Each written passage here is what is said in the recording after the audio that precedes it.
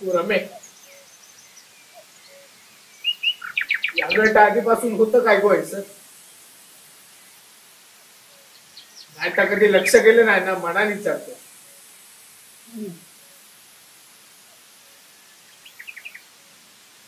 तू काय गायचीस तू? खोप्यामध्ये खोपा सुगरणीचा चांगला, रेखा पिल्लासाठी तीन झोका झाडाने टांगला. पिल निजली खोप्यात जसा झुलता बंगला. पिल निजली खोप्यात जसा झुलता बंगला. तिचा पिलामध्ये जीव जीव झाडाले टांगला. अरे खोप्यामध्ये खोपा सुगरणीचा चांगला, देखा पिलासाठी तीन झोका झाडाले टांगला. झोका झाडाले टांगला. जो मुलगा किंवा जो कोणी रंगभूमीशी कनेक्ट झाला ना, त्याला ते डिस्कनेक्ट व्हायला खूप वेळ लागतो ना. तो चिपकला, तो नाहीच होत, तो चिपकलाच. कुठेही गेला तरी तो परत घेतो. ते आहे, त्या जागेची ती ताकदच इतकी आहे. माझ्या मनातल्या गोष्टी किंवा मला जे वाटतंय ते मला कधी सांगता आलं नाही, ते तू कसं सांगितलंस. आणि थँक्यू, तू हे सांगितलंस, कारण आमच्या ह्या गोष्टींना बाहेर कळत नाही आणि आम्हाला पण हे सांगायचं आहे बाहेर की आम्हाला हा त्रास होतो. त्या रंगभूमीशी जोडलेले जितके जण आहेत ना, ती सगळी तुझ्या पाठीशी असतील. ते आम्ही एकांकिका स्पर्धांमधून बघत होतो. म्हणजे आता अमितदादा, सिद्धेश नांदस्कर, ते दोघं 1 रुपया पण नाही घेत आमच्याकडून लाईट्सचे. अमितदादाचं एक वाक्य आठवतं की कमवायची नाटकं वेगळी असतात आणि जगायची नाटकं वेगळी असतात. तेव्हा जगायच्या एकांकिका तुम्ही करत होता.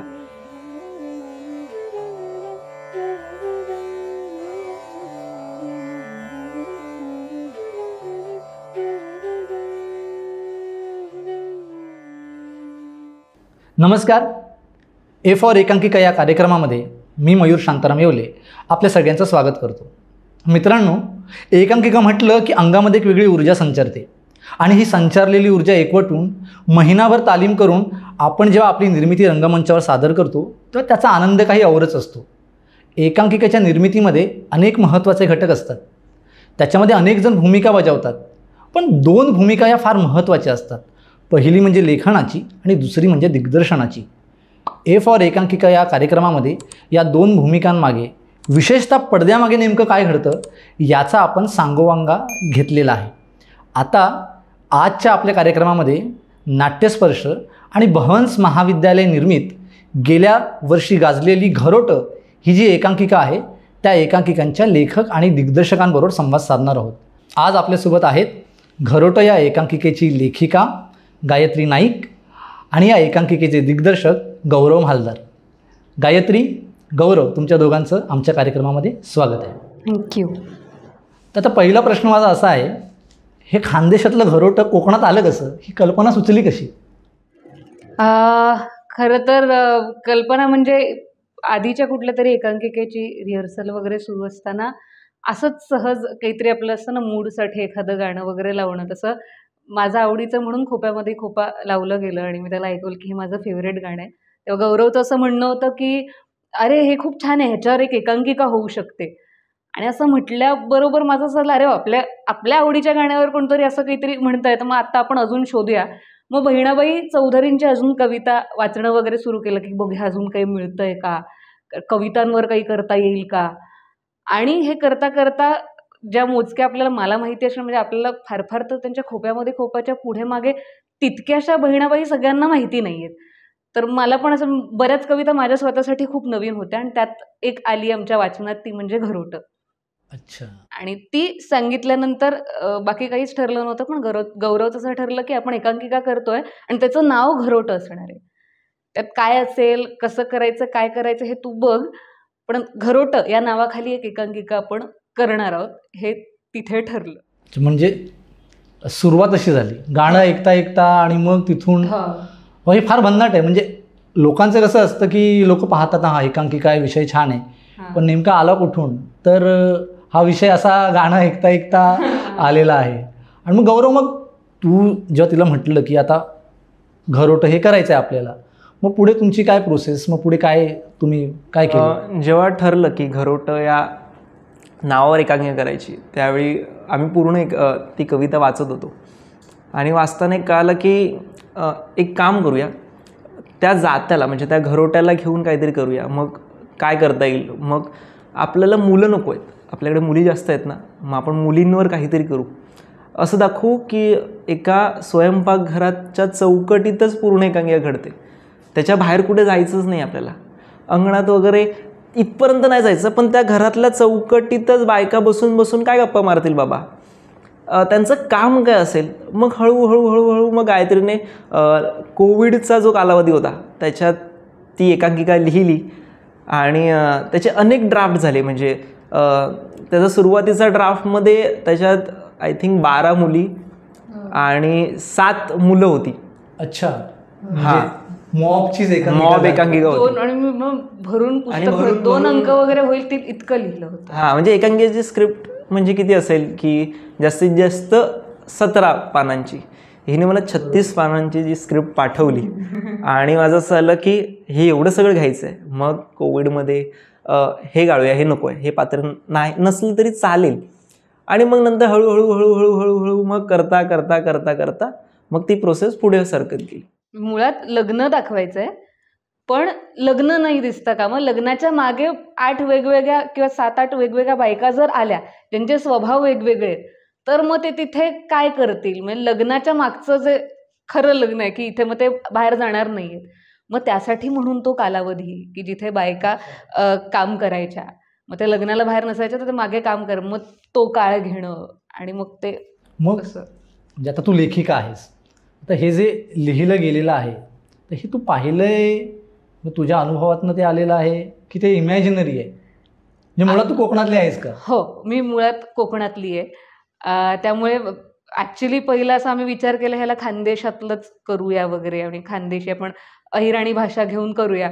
पण नंतर मग असं झालं कशाला हा बॅरियर ठेवायचा की बहिणाबाईंच्या ओव्या आहेत, मग त्या खानदेशी आणि वऱ्हाडी बोलीतल्या आहेत, आपण त्यातच एकांकिका करायची गरज काय, जर माझ्या कोकणात सुद्धा त्यांच्या ओव्या ऐकल्या जातात किंवा गायल्या जातात, मग आपण हा बॅरियरच तोडूया आणि आपल्याला आवडते अशा भाषेत किंवा मस्त भाषेत काहीतरी जे लोकांनाही मज्जा वाटेल अशा भाषेत करूया. मग कोकण आलं त्यात. म्हणजे ते बहिणाबाईंचंच वाक्य की ज्याच्यातनं पीठ येतं त्याला जातं कशाला म्हणायचं, ज्याच्यावर मूळ अख्खी एकांकिका बांधायचं आम्ही ठरवलं, त्यामुळे ती कोकणात घेतली आम्ही. मग आता त्याने कोविडचा उल्लेख केला, म्हणजे कोविडमध्ये थांबलं होतं सगळं. मग आता परत जेव्हा तुम्ही म्हणजे दिग्दर्शक म्हणून तालीम सुरू करायची आहे, तुला लेखिका म्हणून त्याच्यामध्ये आणि परत अभिनेत्री म्हणून सहभाग नोंदवायचा आहे, मग ती सगळी जुळवाजुळव कशी होती, म्हणजे ती प्रोसेस काय होती सुरुवातीला? खरं तर जेव्हा हे ठरलं कोविडच्याच माझ्या मते घोरोटोची ती अख्खी स्क्रिप्ट कोविडच्या एका रात्रीत लिहून झाली आहे. मी एका रात्रीत बसून ते सुचते ते सगळं लिहून काढलं आणि मग ऑब्व्हियसली ते जास्त झालं. म्हणजे ते लेखक आवरत नाही, मग मुली असल्यावर किंवा ते काय माहिती, त्यामुळे खूप लिहितो आणि पहिली वेळ त्यामुळे लिहित दिले आणि ते खूप झालं. मग त्यातच कोविडमुळे फोनवर आणि झूम मीटिंग्सवर ते काय हे असं नको, हे असं नको, ते तसं नको आणि भरपूर वाद विवाद, हे सगळ्यातनं ती एक फायनल स्क्रिप्ट तयार झाली. आणि मग कोविडमध्ये बाहेर कसं पडायचं, तर तेव्हा ST सुरू झाल्या होत्या आणि ट्रेन नव्हत्या, तर मग बरेच तिकडच्या मुली ज्या येऊ शकतात, ज्यांचे घरातनं अलाव करणार आहेत की कोविडमध्ये बाहेर, कारण हा खूप मोठा इश्यू होता, बऱ्याच मुली आमच्या येऊ शकल्या नाहीत कारण कोविड आणि घरातले पाठवणार नाही आहेत. मी स्वतः वसईवरनं मी अंधेरीला राहायला आले होते 1.5 महिन्याच्या पूर्ण प्रोसेससाठी, आजीकडे वगैरे राहून. मग मुलं सगळे STने यायचे कारण तीच चालू होती ट्रेन, तेव्हा नॉर्मल लोकांसाठी. तालीम कुठे व्हायची?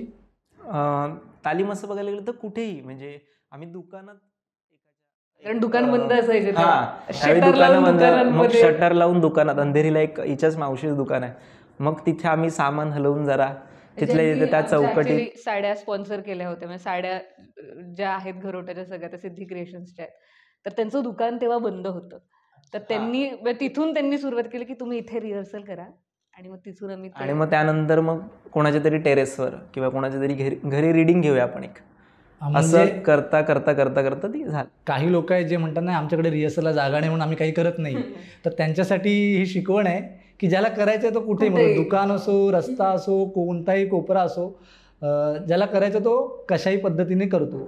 मग ही जी मुलं आहेत यांच्यामध्ये आता, कारण बेसिकली घरोटो ही पात्रांची एकांकिका आहे, त्यात प्रत्येक पात्राला स्वतःचं स्वतंत्र अस्तित्व आहे. मग ही जी पात्र की याच्यामध्ये मला हे दिसतंय, याच्यात जास्त सहभाग कोणाचा होता? दिग्दर्शक म्हणून तुझा होता की लेखिका म्हणून तुझा होता? ते कसं झालं की आता कोविड आहे, ज्या मुली येतील त्यात आपल्याला एकांकिका करायची आहे, म्हणून ह्या 7 मुली आल्या आमच्याकडे. त्यात एक दीपाली नावाची मुलगी होती जिची केसच एवढी होती. आता हिला काय करायचं, कुठलं द्यायचं? आता मग तिला विग घालून आपण काळच तो दाखवतो, केस लहान असूच शकत नाही. आणि मग काही कॅरेक्टर त्याच्यात रिहर्सल करता करता आम्हाला, आता मनाली म्हणून मनालीचं एक कॅरेक्टर आहे जी काशीचं कॅरेक्टर करते, ती मस्करी चुळबुळी ती तशीच आहे मुळात, ती तशी आहे. म्हणून लिहिताना एवढं ठरलं होतं, एक आहे जी खूप रडते, एक आहे जी खूप रागिष्ट आहे, म्हणजे कॉमन स्वभाव होते ते आम्ही हेरले होते की एक अशी असेल जी रडेलच. आता ते कसे रडणार आहेत, ते कसे हसणार आहेत, ते कसं हे करणार आहेत, स्क्रिप्ट वगळता तो त्याचा भरपूर भाग होता त्याचा आणि त्या अभिनेत्याचा, कारण ते त्यांच्याकडनं आले. मी लिहिताना एक ढाचा लिहिला होता की असं काहीतरी होतं आणि ज्याच्यावरती हसते आणि ते 4-5 डायलॉग, पण बऱ्याच असं झालं त्या कॉमेडीमधले ते 4 डायलॉग किंवा बऱ्याचदा एखादं गाणं वगळून तिथे काहीतरी एक वेगळाच पॅच बसवला गेला त्यांच्या स्वभावामुळे, की त्यांनी असंच रिहर्सलमध्ये काहीतरी केलं. कारण घरोटं ही इम्प्रोव्हायझेशनवर बेस्ड भरपूर आहे, खूप इम्प्रोव्हायझेशन झाले. तू मला हवा तो शब्द उच्चारलाय की एकांकिकेची सुरुवात ही इम्प्रोव्हायझेशनमधून होते. मग तुमच्याकडे पण झालं का की मुलांना सांगितलं आता तुम्ही सगळे आता एका माचीसच्या डब्यात बंद आहात किंवा बस स्टॉपवर उभे आहात, बसची वाट पाहत आहे, असं सगळं काही? नाही, एकांकिकेच्या वेळी कसं होत होतं की आम्ही रोज नवीन नवीन भाज्या ट्राय करत होतो, म्हणजे तालीम स्वरूपात तेच करायचं, म्हणजे किचनमध्ये आहात ना. कारण हल्लीच्या मुली घेतल्या होत्या आम्ही, त्यामुळे त्यांना काही जेवण करता येत नाही, त्यांना विळीवर कांदा चिरता येत नाही, खोबरं त्यांना सुरी दिली तर ते करतील. मग ह्या सगळ्या गोष्टींसाठी त्यांना ह्या सगळ्या विळी असो, टोप, ह्या सगळ्यांची यूज टू होणं खूप गरजेचं होतं. त्यामुळे आमच्या इम्प्रोव्हायझेशन रिहर्सलपेक्षा जास्त आम्ही आणि मुलींना ते आम्ही भांडी-कुंडी खेळलोय. इम्प्रोव्हायझेशन न बोलता आम्ही त्याचं भांडी-कुंडी ते जास्त ना, मी ह्या मग आपापल्या कॅरेक्टर्समध्ये आम्ही फक्त सेटला आज काय, आज सत्यनारायणची पूजा करू, आज काय, आज असं काहीतरी करू, आणि आम्ही ते जेवण बनवायचो खरं वगैरे, आणि त्यातनं असे इम्प्रोव्हायझेशन्स व्हायचे की कोणीतरी ठरलं आता काहीतरी मध्ये येणार आणि मग ते कसं इम्प्रोव्हाइज करू. मग स्क्रिप्ट अगोदर सांगितली होती, विषय सांगितला होता की अगोदर हे केलं आणि मग नंतर विषय सांगितलं होतं? सगळ्यांना माहिती, प्रत्येकाला कॅरेक्टर देऊन ठेवलेले की तुझं तो आहे. आता ते भानू नावाचं कॅरेक्टर आहे, दीपालीला ती आहेच आडदाण अशी, म्हणून तिला ते झालंच की, आणि त्यात ना ती खूप भांडखोर दाखवली आहे आणि ती आल्यावरच ती एकाला मारूनच येते, प्लस ती बाहेर भांडण करूनच येते आजी. अशा त्या इम्प्रोव्हायझेशन्समध्ये, जास्त करून इम्प्रोव्हायझेशन्समध्ये जितकं तुम्हाला त्यात मालवणी शिव्या किंवा मालवणी शिकवणं गरजेचं होतं सगळ्यांना. तोच माझा प्रश्न होता की सगळेच काही कोकणातले होते, त्यांना भाषेचं ज्ञान होतं की त्याचं तुम्हाला काही वेगळं त्यांना प्रशिक्षण द्यावं लागलं? 2-3 होतो जे कोकणातले, तर मलाही मालवणी बोलता येत नव्हती. मला कळत होती, मला कळायची, मी गावी जाऊन पण मी मराठी मध्ये बोलते. मला त्या निमित्ताने मालवणी शिकता आली, कारण माझी तितकी सुंदर नव्हती. अख्ख्या प्रोसेसमध्ये इम्प्रोव्हायझेशन यासाठीही होत होते की मालवणी शिकावं. आम्ही रोज मालवणीतच बोलायचो. कोल्हापूरच्या मुली होत्या, साताऱ्याकडच्या मुली होत्या, मेजर क्राऊड त्या तिकडच्या मुली होत्या. आम्ही दोघीच, मी आणि प्रांजल, आम्ही दोघीच जणी अहिल्याचं जे पात्र करते, आम्ही दोघी कोकणातल्या, बाकी सगळे वेगवेगळ्या जागा. त्यांना शिक्षा पण अशी दिलेली की जेव्हा रिहर्सलला याल, त्या चौकटीत याल ना, तेव्हा तुमची मालवणीच आली पाहिजे. नसेल एक शब्द जरी तुम्ही मराठीत बोललात तर बाजूला एक ग्राउंड होता छान, त्यांना मस्त पळायचे. काय शाब्दिक शिक्षा वगैरे पण दिग्दर्शक म्हणून? शाब्दिक ते व्हायचे. आमचं असं ठरलेलं असतं की कॅरेक्टर येण्यासाठी एकदा तरी दिग्दर्शकांनी रडवलं पाहिजे. ज्या दिवशी दिग्दर्शक रडवतो, त्या रडल्यानंतर, अश्रू पुसल्यानंतर आपण ज्या स्टेजवर जातो तेव्हा कॅरेक्टर सापडतं, असं मला तरी वाटतं. म्हणजे ते तो बऱ्याच phase यावा जणांना लागतो. वाटतं. हा. तो phase यावा लागतो. मग प्रत्येकाला एकेकाला धरून एक एक दिवसाला रडवलंय, म्हणजे ते जमत नाही. प्लस एक मनालीचं कॅरेक्टर ती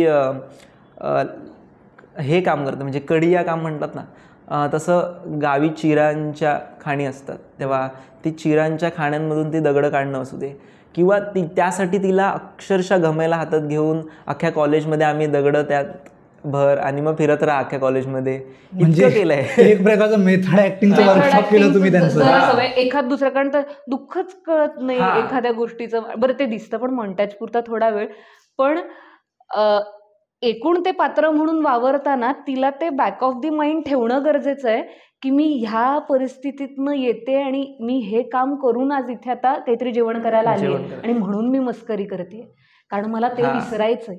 त्या सगळ्या बायका त्यांचं काहीतरी विसरायचंय विसरून, हा. म्हणून इथे आले.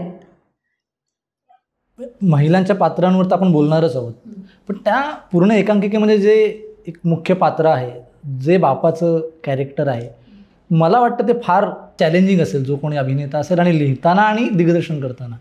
कारण मुलांना व्यक्त होण्याचं ट्रेनिंग मिळत नाही आपल्याकडे. समाजामध्ये पुरुष व्यक्त होत नाही, रडत नाही, किंवा आपल्या भावना दाटून ठेवतो, अंतरंगामध्ये लपवून ठेवतो. मग ते कारण ज्याने केलं असेल तो तर विशीच्या आसपास असणार, मग त्याला ते समजवणं, आणि मग का तुम्ही पण तेवढे मच्युअर नाही आहात का, नाही, ते कसं, ती प्रक्रिया कशी होती? आता कसं एकांकिका म्हटलं तर ती स्पर्धेची एकांकिका आहे, आणि मग त्यात आलंच की एक अभिनेत्रीचं आपल्याला पारितोषिक मिळालं पाहिजे, एक अभिनेत्याचं पारितोषिक मिळालं पाहिजे, सेट मिळालं पाहिजे, लाईट्स मिळालं पाहिजे. तर असं कोणतरी अभिनेता हवा होता ज्याला अभिनेत्याचं पारितोषिक नाही मिळालं तरी चालेल. हां, असा कोणतरी आम्ही शोधला हे पाहिल्यानंतर तुम्हाला फोन करणार आहे. असा कोणतरी शोधला, कारण की पूर्ण एकांकिकेत तो शांतच आहे. शेवटीच काय ते त्याला एक मोजून 6 वाक्य असतील, बाकी सुरुवातीपासून शेवटपर्यंत तो 1-2 वाक्यांसाठी मध्ये मध्ये येतो. आणि पूर्ण एकांकिकेत बायकाच आहेत, 12 बायका, आणि यात 3 पुरुष, म्हणजे ते 2 लहान मुलं आणि हा एक. त्यावेळी त्याला कसं निवडलं, किंवा त्याला ना एकतर आम्ही 4 बदलले, 4 वेगवेगळ्या मुलांनी ती पात्र केली आहेत. म्हणजे प्रत्येकांसोबतचं वेगवेगळं होतं. हां, म्हणजे सुरुवातीला एक मुलगा होता, त्याला तितकं म्हणजे आपली मुलगी दुसऱ्याच्या घरी जाईल हे दुःख आपल्या डोळ्यात दाखवणंच हे खूप कठीण आहे. म्हणजे एका विशीतला, किंवा त्याचं साहिलचं वय पण किती होतं, आय थिंक 19 वर्ष, सगळ्यांमध्ये लहान तो, आणि आमच्या सगळ्या मुलींमध्ये पण तो लहान, मुलींमध्ये तो लहान, आणि त्यात ते दाखवणं, आणि त्यात त्याला सांगणं की तुझी मिशी वाढवत राहायची, आपल्याला 6 महिने त्याच्यात पाणी घालत राहा पाहिजे तर, पण मिशी वाढव, आणि ते सगळं करणं. पण प्लस मी त्यांना सांगितलं आम्ही की तुझ्या वडिलांना बघ, त्यांच्यासाठी मेजर की काय करायचं, मोठं दिसायला काय करायचं, ते कसं, कारण नाही जमणार. तो 20-22 वर्षाचा किंवा 20 वर्षाचा जरी असेल, तो मोठा कसा दिसणार, की तू फक्त जायचं आणि तुझे वडील काय काय आणि कसं कसं कर, फक्त वडिलांना बघत राहा. तुझा दरवेळेला गरजेचं नाही की मला सोपानच दिसला पाहिजे, नाही. तो साहिल करतो, तो साहिलनी केलेला सोपान आहे. बरोबर. मग साहिल मोठा झाल्यावर साहिल 50-60 वर्षामध्ये कसा असेल तसाच तो असणार आहे. मग उगाच काहीतरी फार विचार करायला जाऊ नको, फक्त जा, तुझे वडील तुझा मोठा व्हर्जन आहे, फक्त जा आणि वडिलांना. आणि त्यावेळी पण कसं झालं की तो आला आणि त्याने सांगितलं की मला नाही जमणार म्हणून करायला, आणि आमच्याकडे ऑप्शनच नव्हता, आता करायचं काय. आणि तो फक्त संध्याकाळी त्याला आम्ही फोन केला की बघ असं करू नको, तुला जमत नसेल ना तर आपण ते करून घेऊ पाहिजे, तर पण मला जमणारच नाही हा शब्द नको.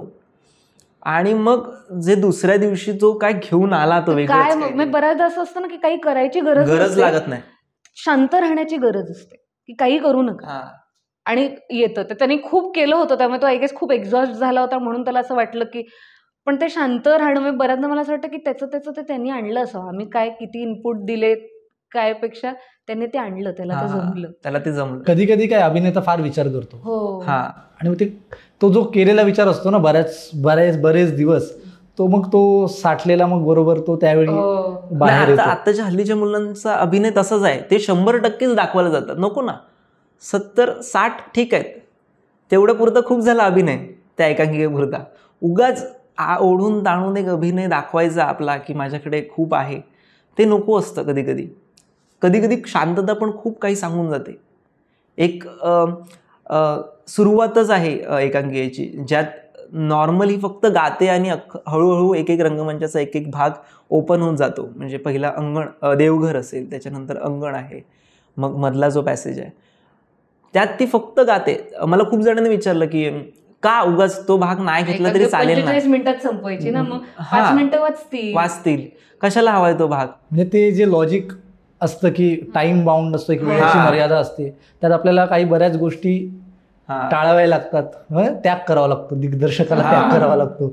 आता त्याने अभिनयाचा उल्लेख केला, आता तू लेखिका आहेस प्लस अभिनेत्री आहे, तर हे जे द्वंद्व असतं तर ते मग दिग्दर्शकाबरोबर कसं झालं ते, की असतं ना, मीच लिहिलंय ना. माझा बऱ्यापैकी हा माज असतो की मी ॲक्टर्सना सांगते, म्हणजे त्याच्यावरून मला खूप दिग्दर्शक म्हणून तो ओरडतो की मी ऐन प्रयोगांना एखाद डायलॉग वाढवला, कारण मला तो रात्री सुचला, प्रयोगाच्या आधी सुचला, असं घेऊन बघते भारी वाटेल, आणि त्यानंतर त्यांनी बोलल्यावर म्हटलं नाही, माझ्या लेखकाने मला परमिशन दिली आहे, माझ्यातला लेखक काहीतरी घ्यायचं आहे ना, हां घ्यायचं, ओके, गायत्री हो म्हणाली, मी घेणार आहे, म्हणून मी घेतलेत डायलॉग, बऱ्याच गोष्टी वाढवल्या, मध्ये मी कापायची पण गोष्टी, कारण मी लिहिलंय ना, मला चालणार आहे असं आणि मी केलंय. त्यात तिचं दर प्रयोगाला होतं की कधीच आमची एकांकिका ही 45ला संपलेलीच नाहीये. अच्छा. आणि सुरुवातीपासून एकांकिका, आता मी दिग्दर्शक असल्या कारणाने मला शेवटी त्यांना विंगेतून सांगावंच लागते की आता पळवा. हे जे आहे ना, हे सगळ्या एकांकिकांमध्ये होतं की एक पॉइंट येतो, समजू शकतो मी, आपल्याला जिंकायचं रे, आपण आता पळव, आणि तो पॉइंट बरोबर हिच्या वाक्यांच्या वेळी यायचा. हे माझ्यासोबत नेहमी होतं. माझा काहीतरी डायलॉग आणि आता काहीतरी महत्वाचं, आणि आता क्लायमॅक्स आहे, आणि मस्त आता तो ग्रिप मिळाली असते, आपण मस्त मूडमध्ये असतो, आणि असं अचानक विंगेत असं काहीतरी दिसतं आणि इथून असं असतं, पळवायचे मिनटं गेली, आणि मग असं होतं अरे माझ्याच वेळेला का असं होतं. पण ते आता मग ते ॲक्टिव्ह राहणं, फार रोलमध्ये न घुसणं, आणि आपण एक एकांकिका करतोय, आपण इथे काही माझ्या एकटीचा अभिनय दाखवायला मी इथे नाही आली आहे, मला नाटक करायचं, बरोबर, मला एकटीला नाही जिंकायचं, आम्हा सगळ्यांना ते नाटक आणि ती एकांकिका जिंकणं गरजेचं आहे. त्यामुळे मला एकांकिकेचं, मग मला माझं तिथे अभिनय आणि कितीही मला पॉझेस घ्यावेसे वाटले तरी ते मला दाबावे लागतात, कारण इथे गणित आहे आणि इथे आपल्याला थांबावं लागणार, ह्या टेक्निकल गोष्टी आहेत आणि त्या पाळाव्या लागणार आहे. शेवटी समूहाचं काम आहे. तर समूह म्हणजे तुमचा जो समूह होता, त्या समूहामध्ये मुली जास्त होत्या, मुलं कमी होती. मग दिग्दर्शक म्हणून ते जसं गमतीने असं म्हणतात ना की 2 बायका बोलायला लागल्या की मग ते काही थांबत नाहीत. मला तसं काही वाटत नाही, पण आता एवढ्या 7-8 काही 10 मुली होत्या, मग कसं ते तुमच्या तालमीचं वातावरण? रोज भांडणं रोज बायकांची भांडणं, या 7 मुलींची कॅरेक्टर म्हणून भांडणं, बाकी आम्ही सगळ्या खूप चांगल्या मैत्रिणी होतो. त्यांनी इतकं केलेलं की 2-3 रूमाला एकत्र करून त्यांनी एक लहान बाळ तयार केलेलं, आणि मग ते बाळ कोणाचं, की ते हिचं नको, ही लहान दिसते, हिला नको, मग हिला देऊया, मग ती सांभाळणार काय. मग आमच्याकडून काय झालं, आता ते मला माहिती नसतं कधी कधी इम्प्रोव्हिजेशनचं काय चालू आहे, आणि मग मी ते साईडला गेले, हे हळूहळू त्याला हात नको लावू, ते आमचं बाळ आहे. मुळात बायका म्हणजे त्या भावनिक, आणि मग त्यांनी खोट्या निर्माण केलेल्या गोष्टी पण त्यांना इतक्या खऱ्या वाटायला, आणि ते आमचं ते पण त्याला त्रास कारण खूप गप्पा व्हायच्या. आणि खूप गप्पा, रिहर्सल कमी आणि गप्पा जास्त व्हायचा. हे झालं का की ही लेखिका आहे, तुझी मैत्रीण आहे, म्हणून हिला मुख्य पात्र दिलंय आणि आमच्यासोबत आमच्याकडे मला वाटलं होतं की तसं होईल असं वाटलेलं की हिनेच लिहिलंय म्हणून हिलाच, आणि ही माझी मैत्रीण आहे म्हणून. तर तसं नाही, आमच्याकडे सगळ्यांनी मिळून हा डिसिजन घेतला, सगळ्यांनी विचारलं, सगळ्यांनी ऑडिशन्स दिले, हिने पण ऑडिशन्स दिलेत. त्या प्रत्येकाला ऑडिशन्स देता आता एक मनालीचं ती नंतर आली, ती कोविडमध्ये तिला पाठवलं नव्हतं, पण त्यावेळी पण तिने ऑडिशन दिले, त्यावेळी तिला नाही जमलं ते, पण नंतर एक सोडून गेल्यावर परत मनाली आली, तिने काहीतरी वेगळं आणलं तिचं, मग तिने परत ऑडिशन दिली आणि मग तिला एकांकिकेत घेतलं सगळं. आणि इथे सगळा विचार सगळ्यांनी मिळून केलाय. मग ही प्रोसेस अशी होती की आता काय करायचं हे सगळे मिळून ठरवायचे एकत्र, की असं आहे, या कॉम्पिटिशनला जायचं का, तर हो जायचं. तसं हेही ठरलं होतं की आम्हाला असं वाटतं हे पात्र हे नाही करावं, पटलंय सगळ्यांना, हा पटलंय मग करा. पण मुली होत्या त्यामुळे आम्हाला लोकशाही, तुम्ही लोकशाही पद्धतीने सगळं, कारण मुली होत्या, बाचाबाची झाली असतं तर मग वांदे झाले असते. तर विषय लोकशाहीचा निघाला आहे. तर काय आपल्याकडे लोकशाही आहे, पण त्याबरोबर अजून एक शाही आहे, ती आहे पुरुषशाही. सगळीकडेच पुरुषांचं जोर असतोय सगळीकडेच. तर आपल्या एकांकिकेच्या लेखनामध्ये पण जर पाहिलंच तर पुरुषांचीच मक्तेदारी आहे. मग त्यात आता तुला कधी असं वाटलं की बाबा मी लिहावं, एकांकिका लिहावी? खरं तर मी अभिनय करण्यासाठी आले होते आणि माझा गाभा म्हणजे मी कवितांपर्यंत म्हणजे कविता लिहिणं, ते पण कधी असंच आज सुचली, म्हणजे मला कोणी दिले हे घे नाही, पेन कविता म्हणजे प्रेमात पडल्यावर लिहितात ना. हां, असं काही गरजेचं नाही, नाही, नाही, असं पण हो नाही. सुरुवात असं मला वाटतं. आता तू म्हणालास म्हणून मला असं वाटतं की ते हो तसंच असेल. कुठलंही पण मग कशाच्याही प्रेमात पडल्यावर होतं. ते तू मग ते कोण नाही, ते कशाच्याही असेल. आता ते लिहिणं वगैरे ते सुरू आम्हाला होतं. कळालं. हो, तर ते सुरू झाल्यानंतर मग असं अचानक असं झालं की आपल्याला आता लिहायचंय, आपल्याला एकांकिका करायची, आपल्याला कॉन्सेप्ट सुचली आहे. कोणाला लिहायला द्यायला आपल्याकडे पैसे नाही किंवा कोणाला तरी हायर करणं आणि एक लेखक वगैरे हे करणं जे सगळीकडे होतं. मग काय करायचं? त्यातल्या त्यात काहीतरी तुला बरं सुचतंय की तू बरं बोलतेस, कविता लिहितेस, मग एकांकिका लिही. असं ते सुरू झालं आणि ती काय माहिती ती झाली बरी. मला कधी कधी अशी असंही म्हणतात की पटकन पहिल्या गोष्टीला यश नाही मिळालं पाहिजे, कारण मग हे पण माझं असं झालं की ते पहिलीच एकांकी आणि त्याला बऱ्यापैकी यश मिळालं आणि ते बरं झालं, कारण मला कॉन्फिडन्स आला की ठीक आहे आपल्याला हे जमतंय बाबा, हे आपल्याला कारण मी लिहिली होती तेव्हा ती मला आवडणारच होती. पण ती पहिला प्रयोग झाल्यानंतर जेव्हा असं आणि लोकांना लेखक ही खूप चांगली गोष्ट आहे मराठी रंगभूमी बद्दलची. लोकांना अभिनेते ह्यांनाच भेटायचं नसतं ना, कधीतरी येऊन लेखकांना भेटावं असं वाटतं. दिग्दर्शक कोण आहे, लेखक कोण आहे, असं ते आम्हालाच येऊन विचारतात. तेव्हा बरं वाटतं की आपल्याकडे हा प्रेक्षक आहे मराठी नाटकांकडे. आणि तेव्हा मला कळलं, अच्छा ह्यांना पडली आहे रे आपली, मग ठीक आहे लेखन करण्यात काही वाईट नाही आहे किंवा हे केलं पाहिजे. आणि मग मी वळले. 1, 2 आणि मग सलग त्या 2-3 जरा बऱ्या झाल्या. मग सगळ्या छान होतील असंही नाही, पण झालं. म्हणून सुरुवातीला मी म्हटलं त्याप्रमाणे की एकांकिका 2 खांद्यांवर प्रामुख्याने असते, लेखनाची आणि दिग्दर्शनाची. आणि बऱ्याचदा एकच खांदा असतो, म्हणजे लेखक आणि दिग्दर्शक एकच असतो.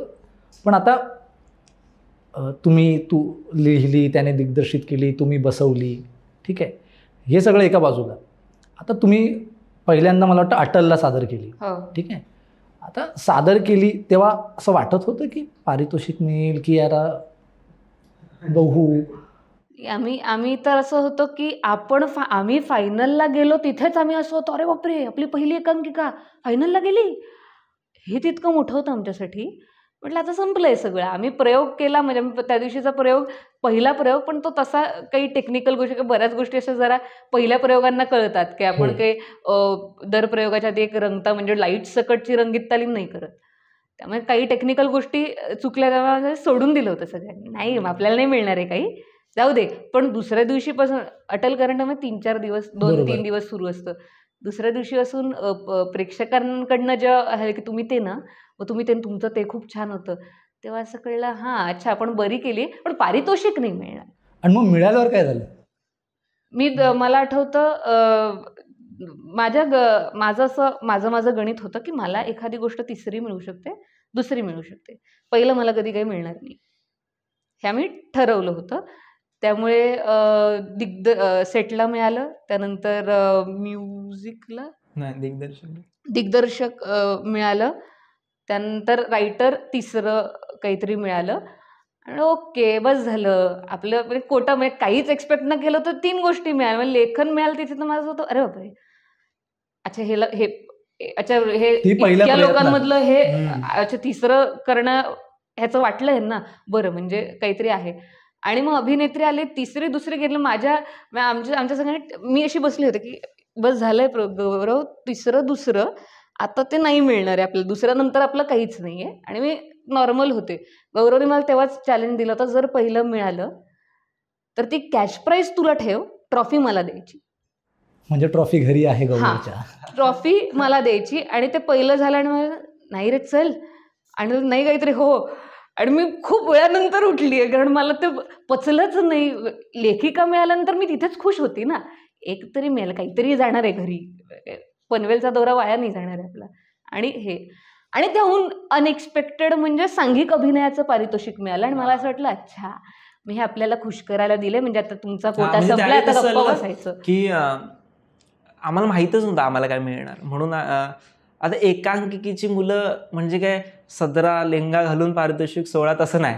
बरोबर. हाफ चड्डी जे मिळालं ते अंगात घातलं आणि चला पारितोषिक वितरण सोहळा मिळालं तर मिळालं नाही तर नाही.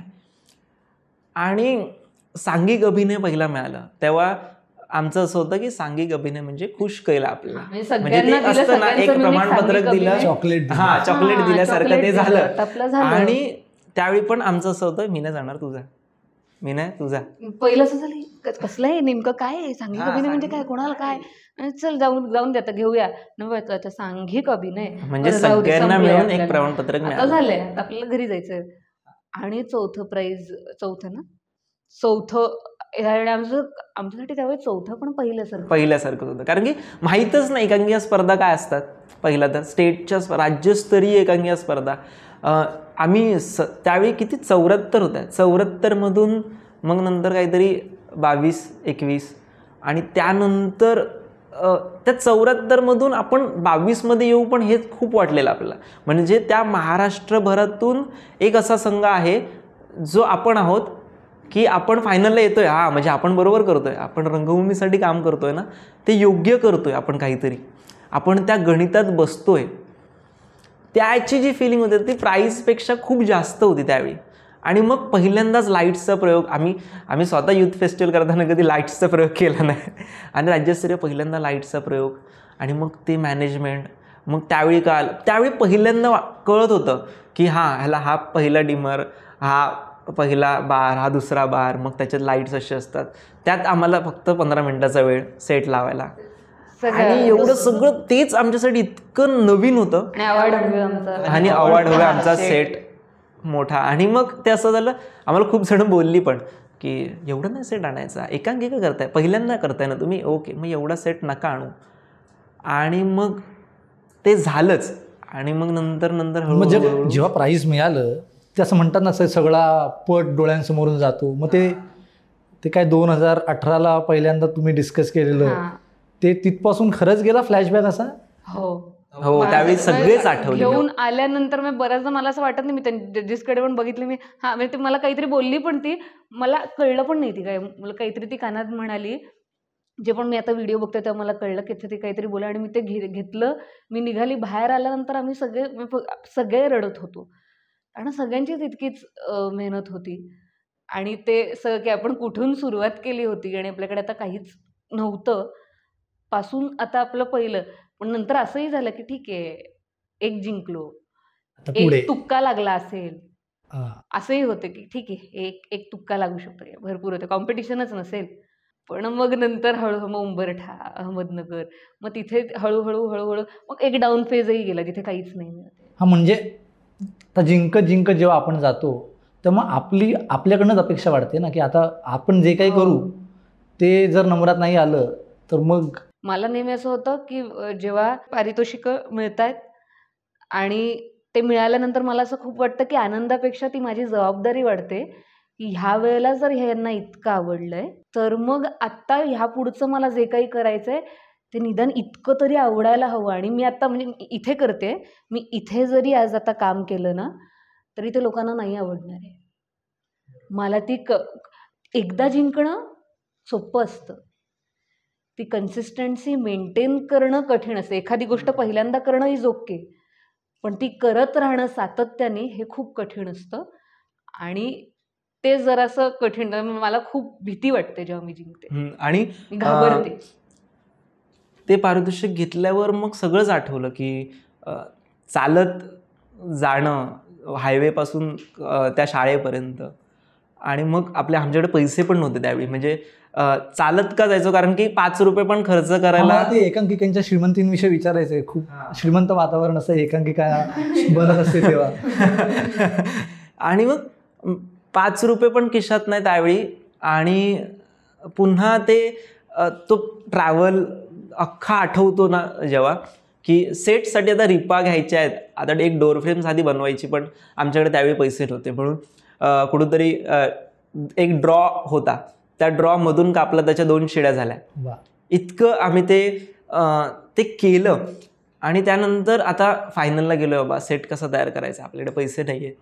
आणि एलिम्सला आम्ही डिझाईन देऊन ठेवलं, इथे फ्लॅट्स लागतील, इथे हे लागेल, इथे डोअर लागेल, हा किचन असेल.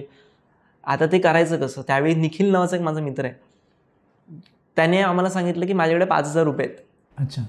आणि ते 5,000 रुपये त्यांनी जेव्हा दिले ना, तेव्हा खरंच अजूनपर्यंत आठवतं की त्या 5,000चं महत्त्व आता आमच्याकडे खूप आहे. त्याचं की एक फ्लॅट बनवताना म्हणजे त्यावेळी एक असं नाही म्हणता येईल की नेपथ्यकार म्हणून नेपथ्य फक्त एकट्या दुकट्याने केलं आहे किंवा मुलांनीच हातभार लावला आहे. आमच्याकडच्या मुलींनी पण ते मग निळा कलर मारा, मग मी हा डार्क पट्टी मारते, असं काही नाही, सेट टीम असं काही नव्हतं. काही नव्हतं त्यावेळी. तेच 8 मुली, तेच हे त्यांनीच सगळं केलंय. ते जे सेट तू म्हटलं ना, तर आमच्या टीममध्ये म्हणजे फॉर एकांकिकाच्या टीममध्ये त्या सेटचं इतकं कौतुक, विशेषतः तो देवारा उभा गेला आहे, तो जो जे असं टिपिकल कोकणी घरातलं देवघर, हे सेटवर कसं काम झालं? म्हणजे ते लोक पाहतात सेट आणि अरे काय मस्त, पण ते काय कसं होतं ते? कोण कोकणात जाऊन आलं होतं की कोकणातलेच कोकणात? आता माझ्या घरचा देवारा पण तसा आहे, ओटा टाईप आहे आणि मग त्यात खूप देव आहेत. आता त्यातले जे देव दिसतील ना, ते प्रत्येक गावातलेत. म्हणजे माझ्या गावची ग्रामदेवता आहे, हिच्या गावची ग्रामदेवता आहे. अच्छा. मूर्त्या कमी आणि कोकणातल्या घरांमध्ये फोटोज खूप असतात देवांचे, खूप अख्ख्या भिंतींवर फोटो. मग कोकणातले त्या सगळ्या देवांचे फोटो काढण्यापासून मग ते ऍक्च्युली तो सेट फ्लॅट्समुळे नाही तर त्याच्यावरच्या माझ्या मते प्रॉपर्टीजमुळे तो इतका छान, म्हणजे त्यातल्या त्या छोट्या छोट्या गोष्टींमुळे तो छान वाटतो. मग मी गावावरून माझ्या आईची म्हणजे आजीची साडी, ती चादर शॉल टाईप होती, ती घेऊन आलो. आणि मग तो रेड जो देवघरावर जो टाकला जातो, रेड आणि मध्ये मध्ये ब्लॅक डॉटची जी शाल आहे, ती त्या जुन्या काळाला अख्खं घेऊन जाते अक्षरशः. आणि ते तुमचं मुख्य म्हणजे घरोटं ते बनवलेलं होतं, खरोखरचं घरोटं. ते आम्हाला खूप हे व्हायचं, ते कोण उचलायचं त्याच्यावर नेहमी हे व्हायचं, हा एक कोण उचलणार घेऊन जाताना, कारण पनवेल पर्यंत घेऊन जाणं उचलून. आणि त्यावेळी ट्रान्सपोर्टचं काहीच नव्हतं आमच्याकडे, घेऊन जाणं कठीण होतं. आणि त्याच्यावर मग मुलांचा ऑब्व्हियसली तर मुली काम करण्यात मुलंच उचलायची, पण मग ते मुलांनाच उचलावं लागतं. हो, मुलींनी उचलल्यावर आम्ही तसं एक दगड तू असं उचलायचं, पण मुलांनी उचलत बिचारे अख्ख्या वेळ डोक्यावर घेऊन हातात घेऊन ते खरंच चालायचे. पण मग त्याला मान मिळायचा त्या दिवशी खूप, कारण त्यांनी घरोटं उचलले. जो घरोटं उचलला त्यांनी अख्खी नाटकच घरोटं. त्यावेळी रवींद्र मिनीला खूप प्राथमिक फेऱ्या झालेल्या आमच्या घरोट्याच्या. म्हणजे स्टेशनपासून, प्रभादेवी स्टेशनपासून ते रवींद्र पर्यंत जो उचलेल ना, मग त्याला तिकडे एक रगडा पेटीजवाला आहे रवींद्राच्या फेमस, तर त्याच्याकडची रगडा पेटीस पण मिळणार, त्याला भेल पण वेगळा सेपरेट बनवून त्याला त्याचं खाणं सगळ्यांनी द्यायचं, कारण ते खूप जड असतं ते. तर विशेषतः मुंबईतले जे एकांकिका करणारे आहेत ते कधी गेले रवींद्रला की मग ते तिकडे ठरलेलं आहे, ते समोरची चहा आणि अम्माची चहा आणि तिकडे मग ते शेवपुरी रगडा पेटीस, राईटला वडापाव आलाय. म्हणजे आपलं एकांकिका करत असताना जेवण तेच असतं, वडापाव, समोसा पाव, रगडा. आता थोडं आपण गंभीर प्रश्नाकडे येऊ. म्हणजे तसा काही गंभीर नाही. आता यात बहिणाबाईंच्या कविता आहेत, म्हणजे त्या कवितेचा आधार आहे किंवा तीच कविता घरोटं आणि त्याच्यावर आधारलेली आहे. आता बहिणाबाईंनी जे मांडलं ते अत्यंत साधं रोजच्या व्यवहारातलं मांडलं आणि त्याला एक तत्वज्ञान असंच स्वरूप प्राप्त झालं. आता तुमची पण कथा तसं तर काय फार काही घडत नाही, जसं आजच्या एका काहीतरी गिमिक आहे किंवा काहीतरी इकडे असं सरप्राईज पॉईंट आहे, असं काही नाही आहे. असं साधी कथा आहे. मग हे साध्यातनं पण आपण काहीतरी इम्पॅक्ट आजच्या या सगळ्या झगमगाटाच्या काळामध्ये निर्माण करू शकतो, हा विश्वास होता की प्रयोग म्हणूनच तुम्ही तो प्रयोग केला? प्रयोग म्हणून मला ते खूप साधंच वाटत होतं. इनफॅक्ट ह्यावर भांडण झालं माझं आणि गौरवचं पहिलंच, की मी त्याला जेव्हा ही स्क्रिप्ट पाठवली तेव्हा त्याचं म्हणणं होतं, गायत्री हे काय, ह्याच्यात काहीच होत नाही, हे खूप साधं आहे, काहीतरी असलं पाहिजे ना, काहीतरी. म्हटलं जी बाई मुळात खूप कॉमन किंवा मुळात खूप साध्या कविता लिहिते, तिने लिहिलेलं खूप साधं आहे. म्हणजे काय त्यात आहे घर घर भरल्या आभायाची, काय ह्यात काही, ज्याच्यातून येतं पीठ त्याला जातं म्हणूनही, हे सगळ्यांना माहिती आहे. पण हे आपल्यापैकी कोणाला लिहायला जमलं का? नाही जमलं. हे तितकंच साधं आणि ते तितक्याच साध्यापणी पोहोचलं पाहिजे असं मला खूप वाटलं होतं आणि त्यामुळे मी ते तसंच लिहिलं होतं आणि त्यावरनं जरा आमचं झालं पण की हे एकांकिका फॉर्मॅटमध्ये होत नाहीये का, किंवा काहीतरी एकांकिकेची पद्धतच वेगळी आहे, हे एकांकिका फॉर्मॅटमधलंच तू लिहिलं नाहीयेस, असं त्याचा खूप हे होता. नंतर त्याने तो थोडासा तो मोल्ड करून ते एकांकिकेच्या चौकटीत त्याला बसवलं दिग्दर्शन करताना, पण ती मुळात लिहिली गेली होती साधी आणि मला ती तशीच अपेक्षित होती. गरजच नाहीये उगाच काहीतरी तू दिग्दर्शक म्हणून केव्हा कन्व्हिन्स झाला की आता ठीक आहे, तिने काहीतरी तुला पटवलं असेल किंवा हा बाबा बघ हे असं आहे, असं होऊ शकतं, पण कोणी किती सांगितलं तरी एक स्वतःचं पण काहीतरी मत निर्माण होईपर्यंत आपण त्यात हात घालत नाही. कारण माझं असं म्हणणं होतं की ती एकांकिका हिने लिहिली आहे, ती हिची आहे, किंवा मी दिग्दर्शन करतोय माझी आहे, तसं नाही आहे. माझ्यासोबत ती 15 मुलं पण काम करणार आहेत. मग त्या 15 मुलांचं स्वप्न आहे ना की ही एकांकिका नंबरात यावी किंवा ह्या एकांकिकेमुळे आपलं काहीतरी व्हावं.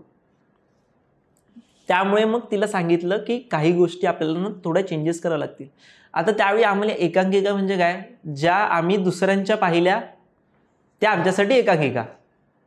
म्हणजे आदल्या वर्षी ही एकांकिका छान होती, मग तसं काहीतरी आपलं केलं पाहिजे आपण, किंवा त्याच्या आदल्या दिवशी ती एकांकिका छान होती त्या वर्षी, मग तसं काहीतरी दोघांचं मिळून असं काहीतरी करूया का, असं आमच्यासाठी एकांकिका. आणि संगीत पण करायचंय. आणि संगीत पण करायचं. त्यावेळी आमचं असं होतं की एकांकिकांना खूप दिवस झाले संगीत येत नाही, किंवा तसं आम्ही संगीत नाटक नाहीये, संगीत एकांकिका नाहीये ती, पण आय गेस प्रमोद शेलार सरच त्यांनी खूप छान टर्म दिला होता त्याला, ही लिरिकल एकांकिका. म्हणजे हा तुम्ही वेगळा कॉन्सेप्टच काढला. कारण त्याच्यातले लिरिक्स मधनं बरेच अर्थ कळत होते आणि मग असं काहीतरी करणं. माझ्या प्रश्नाचं उत्तर म्हणजे मी विचारणार होतो की कारण उजव्या काही गोष्टी आहेत या एकांकिकेमध्ये, तसं ती घडते, कथा घडते, छान एक साधी कथा घडते. नैपथ्य तर मी म्हटलंच अगोदरच, आपण त्याच्याविषयी बोललो. लाईट्स आहेत फार, आणि विशेषतः म्हणजे मला पर्सनली शेवटच्या सीनमधले जे लाईट्स आहेत ते फार म्हणजे, आणि मी जेव्हा पाहिली घरोटं तेव्हा माझ्या आजूबाजूला एकदम मी पाहत होतो चेहरे की मला जे फील होतं ते शेजारी बसले त्यांना होतं आहे का, तर तो फार इफेक्ट होता. ते लाईट्स आणि हे संगीत.